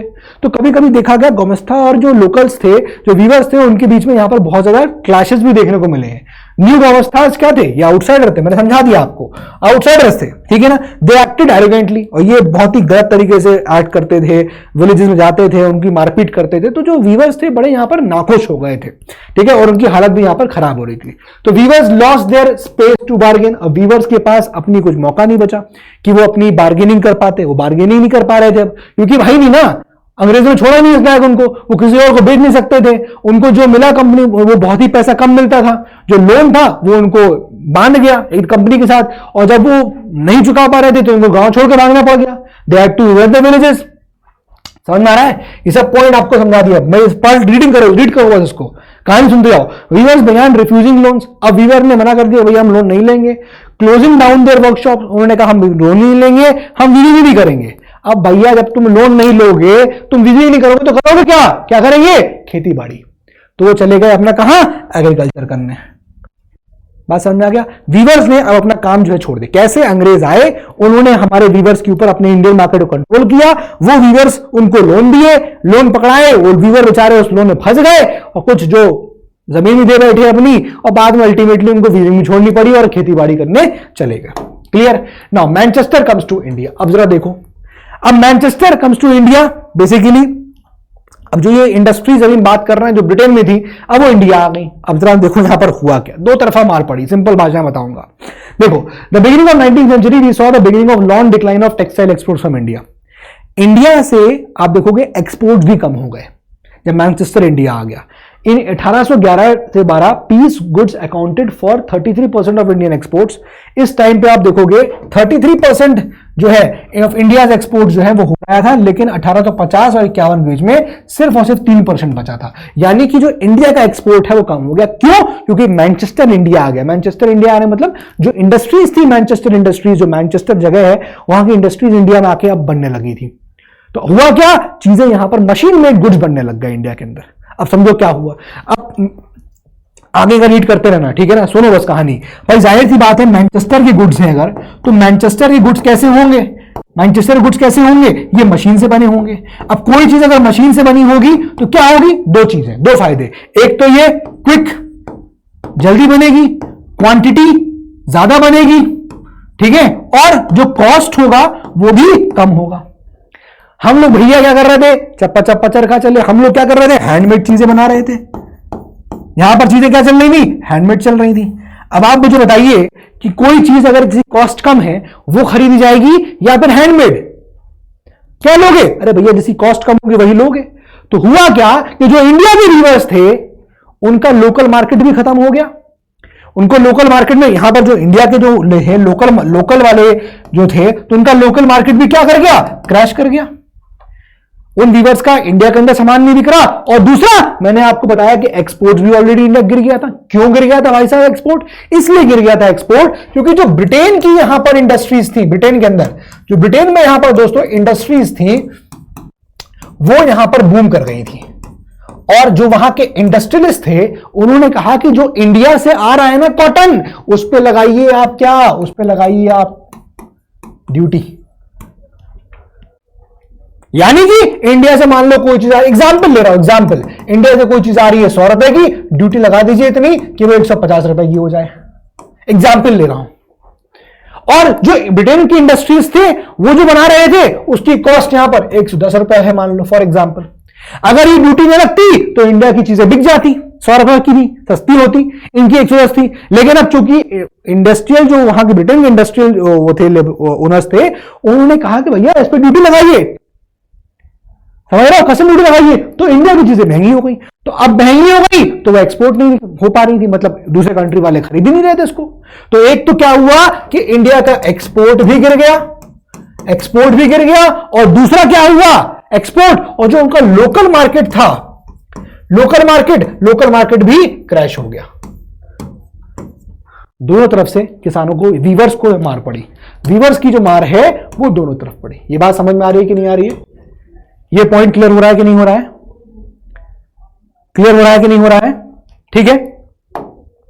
Why did this happen? What were its implications? अब ये मैं आपको यहां पर समझा चुका हूं, इसको आप लोग रीड करेंगे तो जितना मैंने बोला है वही चीजें यहां लिखी हुई हैं। एक बार आप चाहेंगे तो रीड करके देख सकते हैं। Cotton industries developed in England, England के अंदर भी कॉटन इंडस्ट्रीज बनने लग गई थी। इंडस्ट्रियल ग्रुप्स वहां पर वरी करने लगे, began worrying about imports from other countries. Other countries से जो इंपोर्ट्स हैं उसके लिए यहां पर क्या करने लगे, वो वरी करने लग गए। ठीक है। They pressurize the government to impose import duties, उन्होंने प्रेशराइज किया गवर्नमेंट को, इन पे इंपोर्ट ड्यूटी लगाइए, है ना। वही पूरी कहानी जो है यहां पर ये लिखी हुई है। इंडस्ट्रियलिस्ट ने यही परसुएट किया ईस्ट इंडिया कंपनी को कि जो ब्रिटिश के मैन्युफैक्चरर्स हैं उसको इंडियन मार्केट में बेचिए। और इंडियन मार्केट, एक तो देखो क्या हुआ, ये पॉइंट भी ऐड कर लो यहां पर कि भैया इंडिया का तरफ से एक्सपोर्ट कम हो गया, लोकल मार्केट क्रैश हो गया, और जो इंडिया में इंपोर्ट था, इंडिया का इंपोर्ट बढ़ रहा था। क्यों? क्योंकि जो यही जो लोग थे ब्रिटिश वाले, इंग्लैंड के जो मैन्युफैक्चरर्स थे, वो कह रहे थे कि हमारा सामान भारत में बेचिए। तो भारत का इंपोर्ट भी बढ़ रहा था और एक्सपोर्ट भी कर रहा था। दिक्कत ये थी, एक बात समझा गई। एक दिक्कत थी, दूसरी दिक्कत यहां पर और भी थी, मैं आपको बता देता हूं, वो भी बता देता हूं। इसको आप रीड कर लीजिएगा, उसमें कुछ लिखा नहीं है, ठीक है ना, वही सब चीजें लिखी हुई हैं।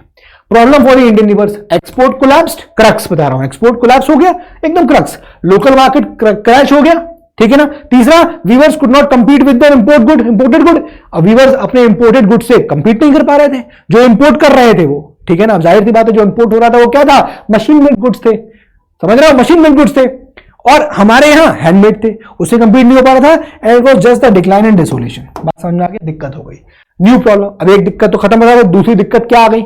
दूसरी दिक्कत ये थी कि भैया weavers could not get sufficient supply of raw cotton of good quality. अभी तक क्या हो रहा था कि भारत से जो है वो फाइन क्वालिटी जाता था, फाइन क्वालिटी कॉटन, इंडिया की फाइन क्वालिटी कॉटन की क्वालिटी थी वो बहुत अच्छी होती थी और वही डिमांड थी। लेकिन चूंकि ब्रिटिशर्स ने अपनी इंडस्ट्री सेटअप कर दी तो जाहिर सी बात है अब उनके गुड्स बिकने लग गए। तो इंडिया से अब क्या हुआ कि अब क्या एक्सपोर्ट करोगे मालिक? अरे अब क्या एक्सपोर्ट करोगे? जब एक्सपोर्ट आप क्या करते थे, फाइन क्वालिटी ऑफ कॉटन करते थे कि नहीं करते थे, लेकिन अब तो उसका अल्टरनेटिव आ गया, मशीन से चीजें प्रोड्यूस होने लगी, जल्दी होने लगी और सस्ती होने लगी, तो आपका धरा रह जाएगा, फाइन क्वालिटी रखा रह जाएगा, है कि नहीं। अब ऑल्टरनेटिव क्या था, अब क्या होगा, अब इंडिया ने जब फाइन चीजें या फिर जो फिनिश गुड्स, जो फाइन क्वालिटी कॉटन जब वो एक्सपोर्ट नहीं कर सकते थे, तो अब इंडिया से रॉ मटेरियल, रॉ कॉटन जो है वो एक्सपोर्ट होने लगी। क्यों? क्योंकि जब इंडिया की रॉ कॉटन जाएगी ब्रिटेन तो वहां पर फिनिश गुड्स बनेगा, और फिर लंदन उसको पूरे, क्योंकि लंदन होगा फिनिशिंग सेंटर, और लंदन क्या करेगा, लंदन सब जगह जो है उसको बेचेगा, पैसा लंदन को मिलेगा। इंडिया से रॉ कॉटन जा रही है इंग्लैंड अब, ठीक है ना, अभी तक नहीं जाती थी, अभी तक फाइन कॉटन जाती थी, लेकिन अब रॉ कॉटन जा रही है। जब रॉ कॉटन जाने लगी, इसका मतलब रॉ कॉटन की डिमांड बढ़ गई। जब रॉ कॉटन की डिमांड बढ़ गई तो जो वीवर्स थे, जो इंडिया में रहते थे और रॉ कॉटन खरीदते थे पहले किसान से, अब वो वीवर्स भी नहीं खरीद पा रहे थे। वीवर्स को एक दिक्कत और हो गई, अरे मालिक जो रॉ कॉटन की प्राइसेस थे वो भी ऊपर हो गए ना, समझ रहे हो? रॉ कॉटन के प्राइसेस है वो भी ऊपर हो गए। क्यों? क्योंकि इसकी डिमांड बढ़ गई थी। ब्रिटिश जो है अब वो हमसे रॉ कॉटन एक्सपोर्ट लेकर रहा, इंपोर्ट ले रहा था, ठीक है ना। Weavers could not get sufficient supply of raw cotton of good quality. क्यों? The American Civil War break out हो जाती है और अभी तक जो ब्रिटेन अमेरिका की तरफ देखता था, रॉ कॉटन दीजिए, रॉ कॉटन दीजिए, रॉ कॉटन दीजिए, अब सिविल वॉर वहां पर हो गई तो जाहिर सी बात है चीज कट ऑफ हो गई, सप्लाई कट ऑफ हो गई, तो फिर उन्होंने इंडिया की तरफ देखा, हाँ भाई आ जाओ। The price of raw cotton shot up, raw cotton export from India increase, raw cotton का जो एक्सपोर्ट था इंडिया में वो इंक्रीज हो गया। तो वीवर्स इन इंडिया में स्टार्व्ड आउट ऑफ सप्लाई, जब जाहिर सी बात है वीवर जो थे इंडिया में वो स्टार्व हो गए, सप्लाईज नहीं मिल रही थी इनको, and they were forced to buy raw cotton at the exorbitant prices. और जो वीवर्स थे इंडिया में वो अब बहुत हाई दामों पे उनको फोर्स किया गया कि आप कॉटन खरीदिए। अब जाहिर सी बात है वो हाई दाम पे खरीदेंगे तो हाई दाम पे बेचेंगे भी, ठीक है ना। तो दिक्कत यहां पर ये सब वीवर्स के लिए आने लगी थी, फैक्ट्रीज कम अप। अब यहां पर बात आती है कि इंडिया में जो इंडिया के भी यहां पर कुछ कुछ दिग्गज थे, एंटरप्रेन्योर्स थे, वो यहां पर फैक्ट्री सेटअप करते हैं इंडिया के अंदर। और कहानी में एक चीज कॉमन रहेगी कि इंडिया में जो फैक्ट्री सेटअप हुई इन इंडियन एंटरप्रेन्योर्स के थ्रू, उन सब ने जो ट्रेड है आप देखोगे वो ट्रेड चाइना से किया, चाइना के साथ ट्रेड जो है वो यहां पर रहेगा, ठीक है। चलिए अब यहां पूरा फैक्चुअल है, बस देखते जाइएगा। देखिए पहली कॉटन मिल कहां पर सेटअप हुई, वो होती है बॉम्बे में, ठीक है। अब याद कैसे करोगे सर, कॉटन, फर्स्ट कॉटन, कभी जूट, भाई देखो कॉटन है, कॉटन के लिए ऐसा याद कर सकते हो कि यार जो सॉइल है, रेगर सॉइल, ब्लैक सॉइल वो इस्तेमाल होता है, वो आपको महाराष्ट्र में, तो बॉम्बे हो गया, ठीक है। 1854 में यहां बनता है, फिर लगातार आप देखोगे बैक टू बैक 4 मिलें और खुलती हैं 1862 में, ठीक है। उसमें बहुत सारा इतना सारा काम होता है, सब डेटा दिया हुआ है, ठीक है। फिर जूट मिल खुल जाती है कहां, बंगाल में। अब जूट जाहिर सी बात है, पढ़ाई होगा आपने ज्योग्राफी में, इंडस्ट्रियल लोकेशन में, मैन्युफैक्चरिंग इंडस्ट्रीज, या फिर किसमें, इंडस्ट्रियल लोकेशन में, कि भाई जूट का जो इंडस्ट्री बंगाल, ठीक है ना, बहुत पानी मिल जाता है उसको हुगली नदी से। First one being set up in 1855 and another one खुली 17 ईयर लेटर इन 1862। ये जूट मिल की यहां पर शुरुआत हो जाती है, ठीक है ना। इसके अलावा देखो एल्गिन मिल देखने को मिलता है, एल्गिन मिल। अब बेसिकली एल्गिन मिल कहां पर है, कानपुर में, कानपुर में। और ये क्या है, ये एक्चुअली आप देखोगे तो टेक्सटाइल्स का मिल है, टेक्सटाइल्स, ये भी यहां पर खुल गया, ठीक है। तो देखो किस प्रकार से फैक्ट्रीज यहां पर इंडिया में सेटअप हो रही हैं अब, ठीक है। फिर देखिए year later first cotton mill of Ahmedabad शुरू हो जाती है, वो सेटअप कर दी गई। 1874 में पहली spinning and weaving mill of Madras यहां पर शुरू हो जाती है प्रोडक्शन। तो देखो इंडिया में भी जगह जगह पर इंडस्ट्रीज या मिल्स जो है वो सेटअप कर, फैक्ट्री सेटअप करी गई और प्रोडक्शन होने लगा। अब इंडिया के भी अर्ली एंटरप्रेन्योर्स यहां पर थे, कौन कौन, देखो एक तो नाम सामने जो आता है वो आता है द्वारका नाथ टैगोर का, ठीक है। द्वारका नाथ टैगोर वो क्या करते थे, made his fortune in China, in the China trade before he turned to industrial investments. China का ट्रेड किया इन्होंने 6 जॉइंट स्टॉक कंपनीज को यहां पर क्या किया, शुरू किया था 1830s और 1840s में। देखो क्या हो रहा है, तो हमें समझ में आ रहा है कि जो हमारे कंट्री के अंदर जो एंटरप्रेन्योर्स थे वो कैसे एंटरप्रेन्योर बनते हैं, वो बनते हैं एंटरप्रेन्योर जब वो ट्रेड करते हैं चाइना से। ये पहली लाइन आपको यही बता रही है कि जो बीज बोया गया था एंटरप्रेन्योर्स के शुरू होने का, ठीक है ना, वो शुरू कर दिया गया था वे बैक जब हमारा ट्रेड होता था ओपीएम का, किससे, चाइना से। तो बेसिकली होता क्या था कि हम यहां पर ओपीएम देते थे चाइना को दे रहे थे, और उनसे क्या करता था अंग्रेज, टी ले जाता था, टी, और ये टी जाती थी कहां पर, इंग्लैंड, ब्रिटिश पहुंच जाती थी। क्लियर है बात, यहां पर बात क्लियर हो गई कि नहीं क्लियर हो गई। तो द्वारका नाथ टैगोर, ये मैंने आपको बता दिया। देन देखिए यहां पर दिनचौ पेटिट और जमशेदजी टाटा, ठीक है, इन्होंने क्या किया, build huge industrial empires, they accumulated the initial wealth partly from export to China. ये भी देखिए एक्सपोर्ट कर रहे थे चाइना को, फिर एक्सपोर्ट करने से इनको क्या मिला, वेल्थ मिली, and partly from raw cotton shipments to England. और कुछ क्योंकि जो उन्होंने कॉटन मिल स्टैब्लिश करी थी वो रॉ कॉटन को ये शिप करते थे इंग्लैंड को। तो बेसिकली ये ट्रेडिंग करते करते इस ट्रेड की वजह से ये है ये एंटरप्रेन्योर्स बनते हैं। फिर एक सेठ हुकुमचंद है, मारवाड़ी थे businessman, Marwari businessman setup the first Indian jute mill, पहली इंडियन जूट मिल सेटअप करी उन्होंने कलकत्ता में इन 1917, ऑल्सो ट्रेडेड विद चाइना। तो आप देखो चाइना के साथ तीनों का ट्रेड दिखाया गया यहाँ पर, ठीक है। और ये इस प्रकार से यहाँ पर ये एंटरप्रेन्योर बन जाते हैं, ट्रेडिंग करते रहते हैं। तो कुल मिला के कहानी यहाँ पर यही आती है, बहुत सारे और मर्चेंट्स थे जैसे कि फ्रॉम मद्रास, बर्मा से ट्रेड कर रहे थे, while others had links with middle east and east Africa. तो बताया जा रहा है कि इस प्रकार से एंटरप्रेन्योर्स की शुरुआत भारत में होती है। They were basically trading with China, China के साथ वो ट्रेड कर रहे होते हैं और चाइना के साथ ट्रेड करते हैं, उसके अलावा ट्रेड करते हैं, तो इस तरह से उनको पैसा मिलता है और फिर वो एंटरप्रेन्योर यहां पर बन जाते हैं। ठीक है, अब जैसे जैसे यहां पर कॉलोनियल पावर जो है उनका जो कंट्रोल है इंडियन मार्केट पे टाइट होता चला गया, तो इंडियन जो मर्चेंट्स थे वो अब फुल्ली आराम से अपनी उनका जो फंक्शन है वो लिमिट हो गया और खुल के काम नहीं कर पा रहे थे। ठीक है ना, खुले काम नहीं कर पा रहे थे, उनको एकदम रोक दिया गया था कि वो मैन्युफैक्चर्ड गुड्स में ट्रेड नहीं करेंगे। ठीक है, दे वर बार्ड, बेसिकली उनको मना कर दिया गया था कि आप नहीं करेंगे, barred from trading with Europe in manufactured goods and had to export mostly raw material and food grains, raw cotton, ये सब चीजें वो क्या कर रहे थे, एक्सपोर्ट, मतलब वो क्या कर रहे थे, they had to export mostly the raw part, raw material को एक्सपोर्ट यहां पर कर रहे थे। Europeans became more and more dominant और यूरोपियंस जो है यहां पर ताकतवर होते चले रहे थे। अब ये वर्कर्स जो काम कर रहे थे इंडियन इंडस्ट्रीज में जो है सेटअप हुई, कहां से आए, देखो सिंपल भाषा में बता देता हूं। देखो यहां पर नियर बाय सिटीज से आए, जहां जहां इंडस्ट्री लगी वहां से आ गए। ठीक है ना, देख जॉब्स की सर्च में उनको पता चला कि वहां पर इंडस्ट्री खुली है, वहां नौकरी मिल रही है, तो भागे भागे वहां पहुंच गए अपनी नौकरी लेने के लिए। ठीक है, अब देखो जैसे यहां बताया गया over 50% of the workers in Bombay cotton industry वो कहां से आए, नेबरिंग डिस्ट्रिक्ट ऑफ रत्नागिरी से आए थे। ठीक है, ऐसी हम बात करेंगे कानपुर की जो मिल थी, एलिगेंट मिल, वहां वो कहां से आए, कानपुर के आसपास जो डिस्ट्रिक्ट के आसपास जो एरिया है वहां से आ गए थे। ठीक है, getting jobs was always difficult even when mills multiplied and the demand for workers increase. मैंने आपको बताया कि जॉब लेना हमेशा मुश्किल होता है ना, जॉब ढूंढना हमेशा मुश्किल होता है और हमेशा जो जॉब्स होती हैं वो कम होती हैं और जो लोग होते हैं वो ज्यादा होते हैं। इसीलिए क्या हुआ, यहां पर एक व्यक्ति है इंडस्ट्रियलिस्ट ने क्या किया, इन इंडस्ट्रियलिस्ट ने, जो अभी मैं आपको बताया इंडस्ट्रियलिस्ट, इन्होंने क्या किया, they employed a jobber to get new recruits.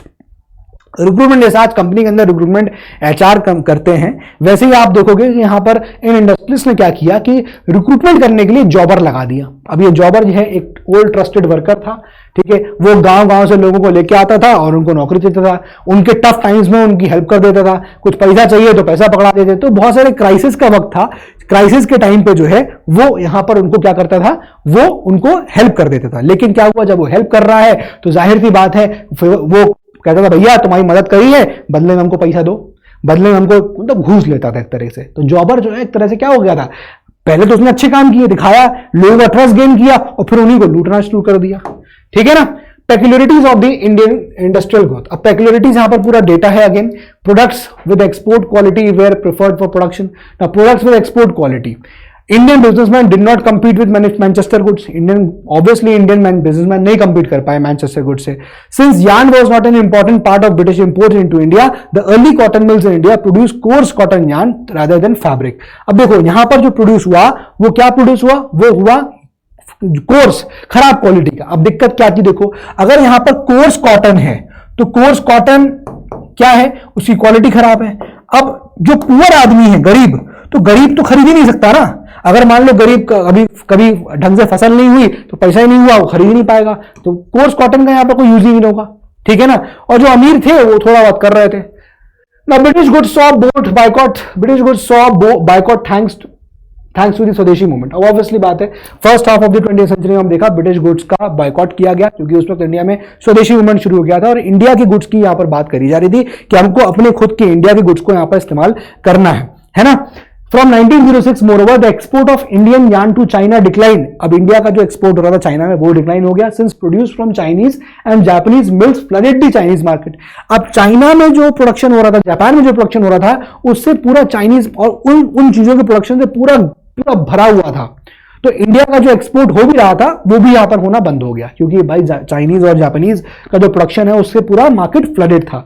So industrialist in India began shifting from yarn to cloth production. अब यार्न का इस्तेमाल नहीं हो सकता था थ्रेड वाला, तो वो क्लॉथ प्रोडक्शन में चले गए। ठीक है, cotton piece goods production in India doubled between 1900 to 1912। Cotton जो पीस की गुड्स, कॉटन जो गुड्स थे उसका जो है यहां पर क्या हुआ, डबल हो गया प्रोडक्शन। फर्स्ट वर्ल्ड वॉर हुआ। अब फर्स्ट वर्ल्ड वॉर से क्या हुआ, जाहिर सी बात है जो ब्रिटिश है उसका काफी दिक्कत, बहुत ज्यादा डिमांड उन्होंने रेज करी, तो जो मैनचेस्टर वाले इंडस्ट्रीज थी वो ब्रिटिश की आर्मी के लिए चीजें प्रोड्यूस करने लगी या ब्रिटिश की जो डिमांड्स थी उसके लिए प्रोडक्शन करने लगी। ऐसे टाइम पे इंडिया के जो यहाँ पर इंडस्ट्रियलिस्ट थे या इंडियन इंडस्ट्रीज को मौका मिल गया कि वो यहाँ पर अपने आप की स्टेबिलिटी बनाए, अपना कुछ बेस बना सकें। है ना, क्योंकि उनकी इंडस्ट्री तो लग गई थी, उनकी आर्मी के लिए या फिर उनकी लड़ाई में फर्स्ट वर्ल्ड वॉर लग गई थी। तो यहां पर इंडियंस को यहां मौका मिल गया। और जब वर्ल्ड वॉर खत्म हुआ तो अब जो ब्रिटिश इंडस्ट्रीज थी वो इतना स्ट्रांग नहीं थी कि वापस वही ग्रिप बना पाती इंडिया के ऊपर। समझ में आ गया कि नहीं आ गया? ठीक है, वही चीजें यहां पर आप इसको पढ़ सकते हो। New workers were employed, long working hours, production boom, production बढ़ गया लेकिन इंडिया में लोगों को एम्प्लॉयमेंट मिला बट उनके वर्किंग आवर्स बहुत लंबे थे। After the war Manchester could not recapture it's old position in the market, जैसा मैंने आपको बताया। पोस्ट वॉर, वॉर के बाद स्मॉल स्केल इंडस्ट्रीज यहां पर लाइमलाइट बहुत आती है। जो लार्ज बड़ी बड़ी इंडस्ट्रीज थी वो तो कुछ ही जगह पे थी, लेकिन जो स्मॉल स्केल इंडस्ट्रीज थी वो इंडिया में कई कई जगह पे थी, कई कई जगह पे थी। ठीक है ना, आप देखोगे 5% था, मतलब जो लोग थे रजिस्टर्ड फैक्ट्रीज में काम कर रहे थे 5% थे 1911 में, 10% थे 1931 में। Only small proportion of the total industrial labour workforce worked in registered factories. Registered factories में बहुत ही कम लोग काम कर रहे थे, बकाया लोग जो है नॉन रजिस्टर्ड में थे, स्मॉल स्केल इंडस्ट्रीज में वो लोग यहां पर काम कर रहे थे। Handicraft production actually expanded in the 20th century. अब हैंडीक्राफ्ट का जो प्रोडक्शन था वो 20th सेंचुरी में एक्सपैंड करता है। This is true even in the case of handloom sector. Handloom sector India में बहुत बढ़ गया था। ठीक है, हैंडलूम सेक्टर बहुत ज्यादा यहां पर बढ़ गया था और आप देखोगे कि यहां डेटा दिया है ऑलमोस्ट ट्रिपलिंग बिटवीन 1900 से 1940 के बीच में यहां पर बहुत ज्यादा ये हैंडक्राफ्ट प्रोडक्शन जो है actually expanded in the 20th century.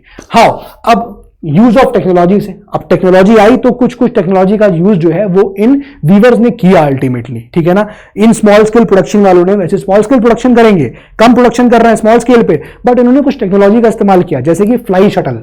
अब ये जो फ्लाई शटल एक तरह का ये डिवाइस है जो जल्दी जल्दी स्पिनिंग वीविंग कर देगा। ठीक है ना, जो जल्दी जल्दी स्पिनिंग वीविंग जो है वो करेगा और इससे क्या होगा, इनका जो है इनका जो है यहां पर जो है टेक्नोलॉजी की वजह से क्या हुआ कि जो प्रोडक्शन है बहुत ज्यादा जल्दी जल्दी होने लगा। एक डेटा दिया है कि 1941 से देखोगे आप 35% of the handlooms in India were fitted with fly shuttles in regions like this. तो बेसिकली फ्लाई शटल के आने की वजह से क्या हुआ, बहुत ज्यादा प्रोडक्शन जो है यहां पर क्या हो गया, इंक्रीज हो गया स्मॉल स्केल इंडस्ट्रीज के अंदर भी। क्लियर, फ्लाई शटल होता है क्या, वो यहां पर लिखा हुआ है। नाउ हाउ, अब ये चीज कैसे की गई। Now increase productivity per person, slow increase in demand, the coarser cloth catered to the low income segment। देखो यहां पर सिंपली ये बताया गया है कि जो चीजें बनाई गई इस स्मॉल स्केल इंडस्ट्रीज के अंदर फ्लाई शटल की मदद से, तो उससे क्या हुआ, प्रोडक्शन बढ़ गया। प्रोडक्शन बढ़ने से क्या हुआ कि भाई देखो प्रोडक्शन बढ़ा, डिमांड थोड़ी थोड़ी बढ़ रही थी तो जल्दी जल्दी प्रोडक्शन हो सकता था। ठीक है, और फिर और डिमांड बढ़ी तो उसको फुलफिल किया गया। ये चीज यहां पर बोली गई। नाउ अब एग्जाम्पल दिया गया है, some specialized items like Banarasi sari हो गया, बलूचरी साड़ी हो गया, ये सब हैंडवर्क हुआ और ये सब इन सब फ्लाई शटल की मदद से जल्दी जल्दी यहां पर प्रोडक्शन होने लगा। These people did not necessarily prosper, they lived hard lives and worked long hours. ठीक है, स्मॉल स्केल इंडस्ट्रीज था, ऐसा नहीं था कि बहुत बूम हो गया हो, इनकी लाइफ फिर भी बहुत टफ थी और काफी कंडीशंस जो है वो यहां पर खराब थी। मार्केट फॉर गुड्स, अब एक 5 मिनट की चीज और बची है, 2 मिनट की। मार्केट फॉर गुड्स देखो सिंपली बता देता हूं, आप इसको रीड आउट करना। होता क्या था कि भाई आज के टाइम पे भी कोई चीज बेचनी होती है तो उसकी मार्केटिंग करनी पड़ती है। मार्केटिंग से क्या होता है, एक तरह से लोगों के अंदर दिमाग में फिट बैठता है कि अच्छा ये प्रोडक्ट का इस्तेमाल ये है, या फिर उनको मार्केटिंग से बताया जाता है, लोगों का माइंड को मैनिपुलेट किया जाता है कि हाँ आपको ये प्रोडक्ट की क्यों जरूरत है। अब इस तरह से जब अंग्रेजों ने यहां पर चीजों को प्रोड्यूस किया, मैनचेस्टर में प्रोड्यूस हो रही है, अब इंडिया के लोग काहे खरीदेंगे उसको, तो एडवर्टीजमेंट करना शुरू किया। अब एडवर्टीजमेंट करते थे, कोई चीज बनाया तो उस पर भगवान की तस्वीर लगा दी, तो ये बिलीव कराते थे कि देखो हम, मतलब ताकि लोगों को फील आए कि इंडियंस नहीं बनाया है या इंडियंस की तरह ही है, ये फील लाने के लिए। ठीक है, या फिर ये रियलाइज कराने के लिए कि अगर तुम भगवान की इज्जत करते हो तो तुम इस प्रोडक्ट को, गुड्स को ले लो। तो इस तरह से यहां पर क्या हुआ, गुड्स की मार्केटिंग करेगी, मार्केट फॉर गुड्स यहां पर। तो यहां पर ये दिखाया गया कि देखो किस प्रकार से यहां पर दिखाया गया है कि कोई भी चीज देगा, इमेज लगा दिया, कैलेंडर लगाने लग गए, कैलेंडर में डेट लिखी है, कैलेंडर में पोस्टर लगा हुआ है, इस तरह की चीजें जो है मार्केट गुड्स पे लगाने लगे। ठीक है ना, व्हेन बायर से मेड इन मैनचेस्टर तो बड़ा दिक्कत लगेगा। अब उसकी जगह आप लगा दोगे यहां पर इस तरह से किसी रूलर की, किसी की फोटो लगा दोगे तो बढ़िया हो जाएगा एकदम, है ना। रूलर की फोटो लग गई कि भैया ये रूलर, हम इसको मानते बहुत थे, तो भैया ये रूलर जो है ये क्या करेगा, इसकी हम इज्जत करते हैं, हम सामान खरीद लेंगे। ये चीज जो है यहाँ पर लेबल्स और सब वर्डिंग्स और चीजें जो है वो यहाँ पर चल रही थी। जैसे यहाँ पर भी आप देखिए images of Indian god and goddesses लगाई गई। It was as if the association with gods gave divine approval to the goods being sold. By the late 19th century, manufacturers were printing calendars to popularize their products. Now, newspapers, magazines, सब चीजें यहां पर लगाई गई, आप देखिएगा। तो basically advertisement जो है एक बहुत बड़ा एक टूल हो गया था नेशनलिस्ट मैसेजेस के लिए ऑफ स्वदेशी, ये हमने भी यहां पर किया। ठीक है, तो आप देखिए किस प्रकार से यहाँ सोप का एडवर्टीजमेंट हो रहा है, कैसे उन्होंने यहाँ पर ये इमेजेस लगा दी और चीजों को बेचने की कोशिश करी जा रही थी। तो दोस्तों ये है आपका पूरा चैप्टर, किस प्रकार से इंडस्ट्रियलाइजेशन जो है हुआ, उस पूरे डिटेलिंग से यहाँ पर मैंने आपको समझा दिया। चलिए दोस्तों मिलते हैं अपने अगले लेक्चर में। That's all for today from my side. पढ़ाई करिए, मेहनत करिए, कोई डाउट हो तो आप उसको कमेंट बॉक्स में जरूर पूछिए। सो मिलते हैं, जय हिंद, जय भारत।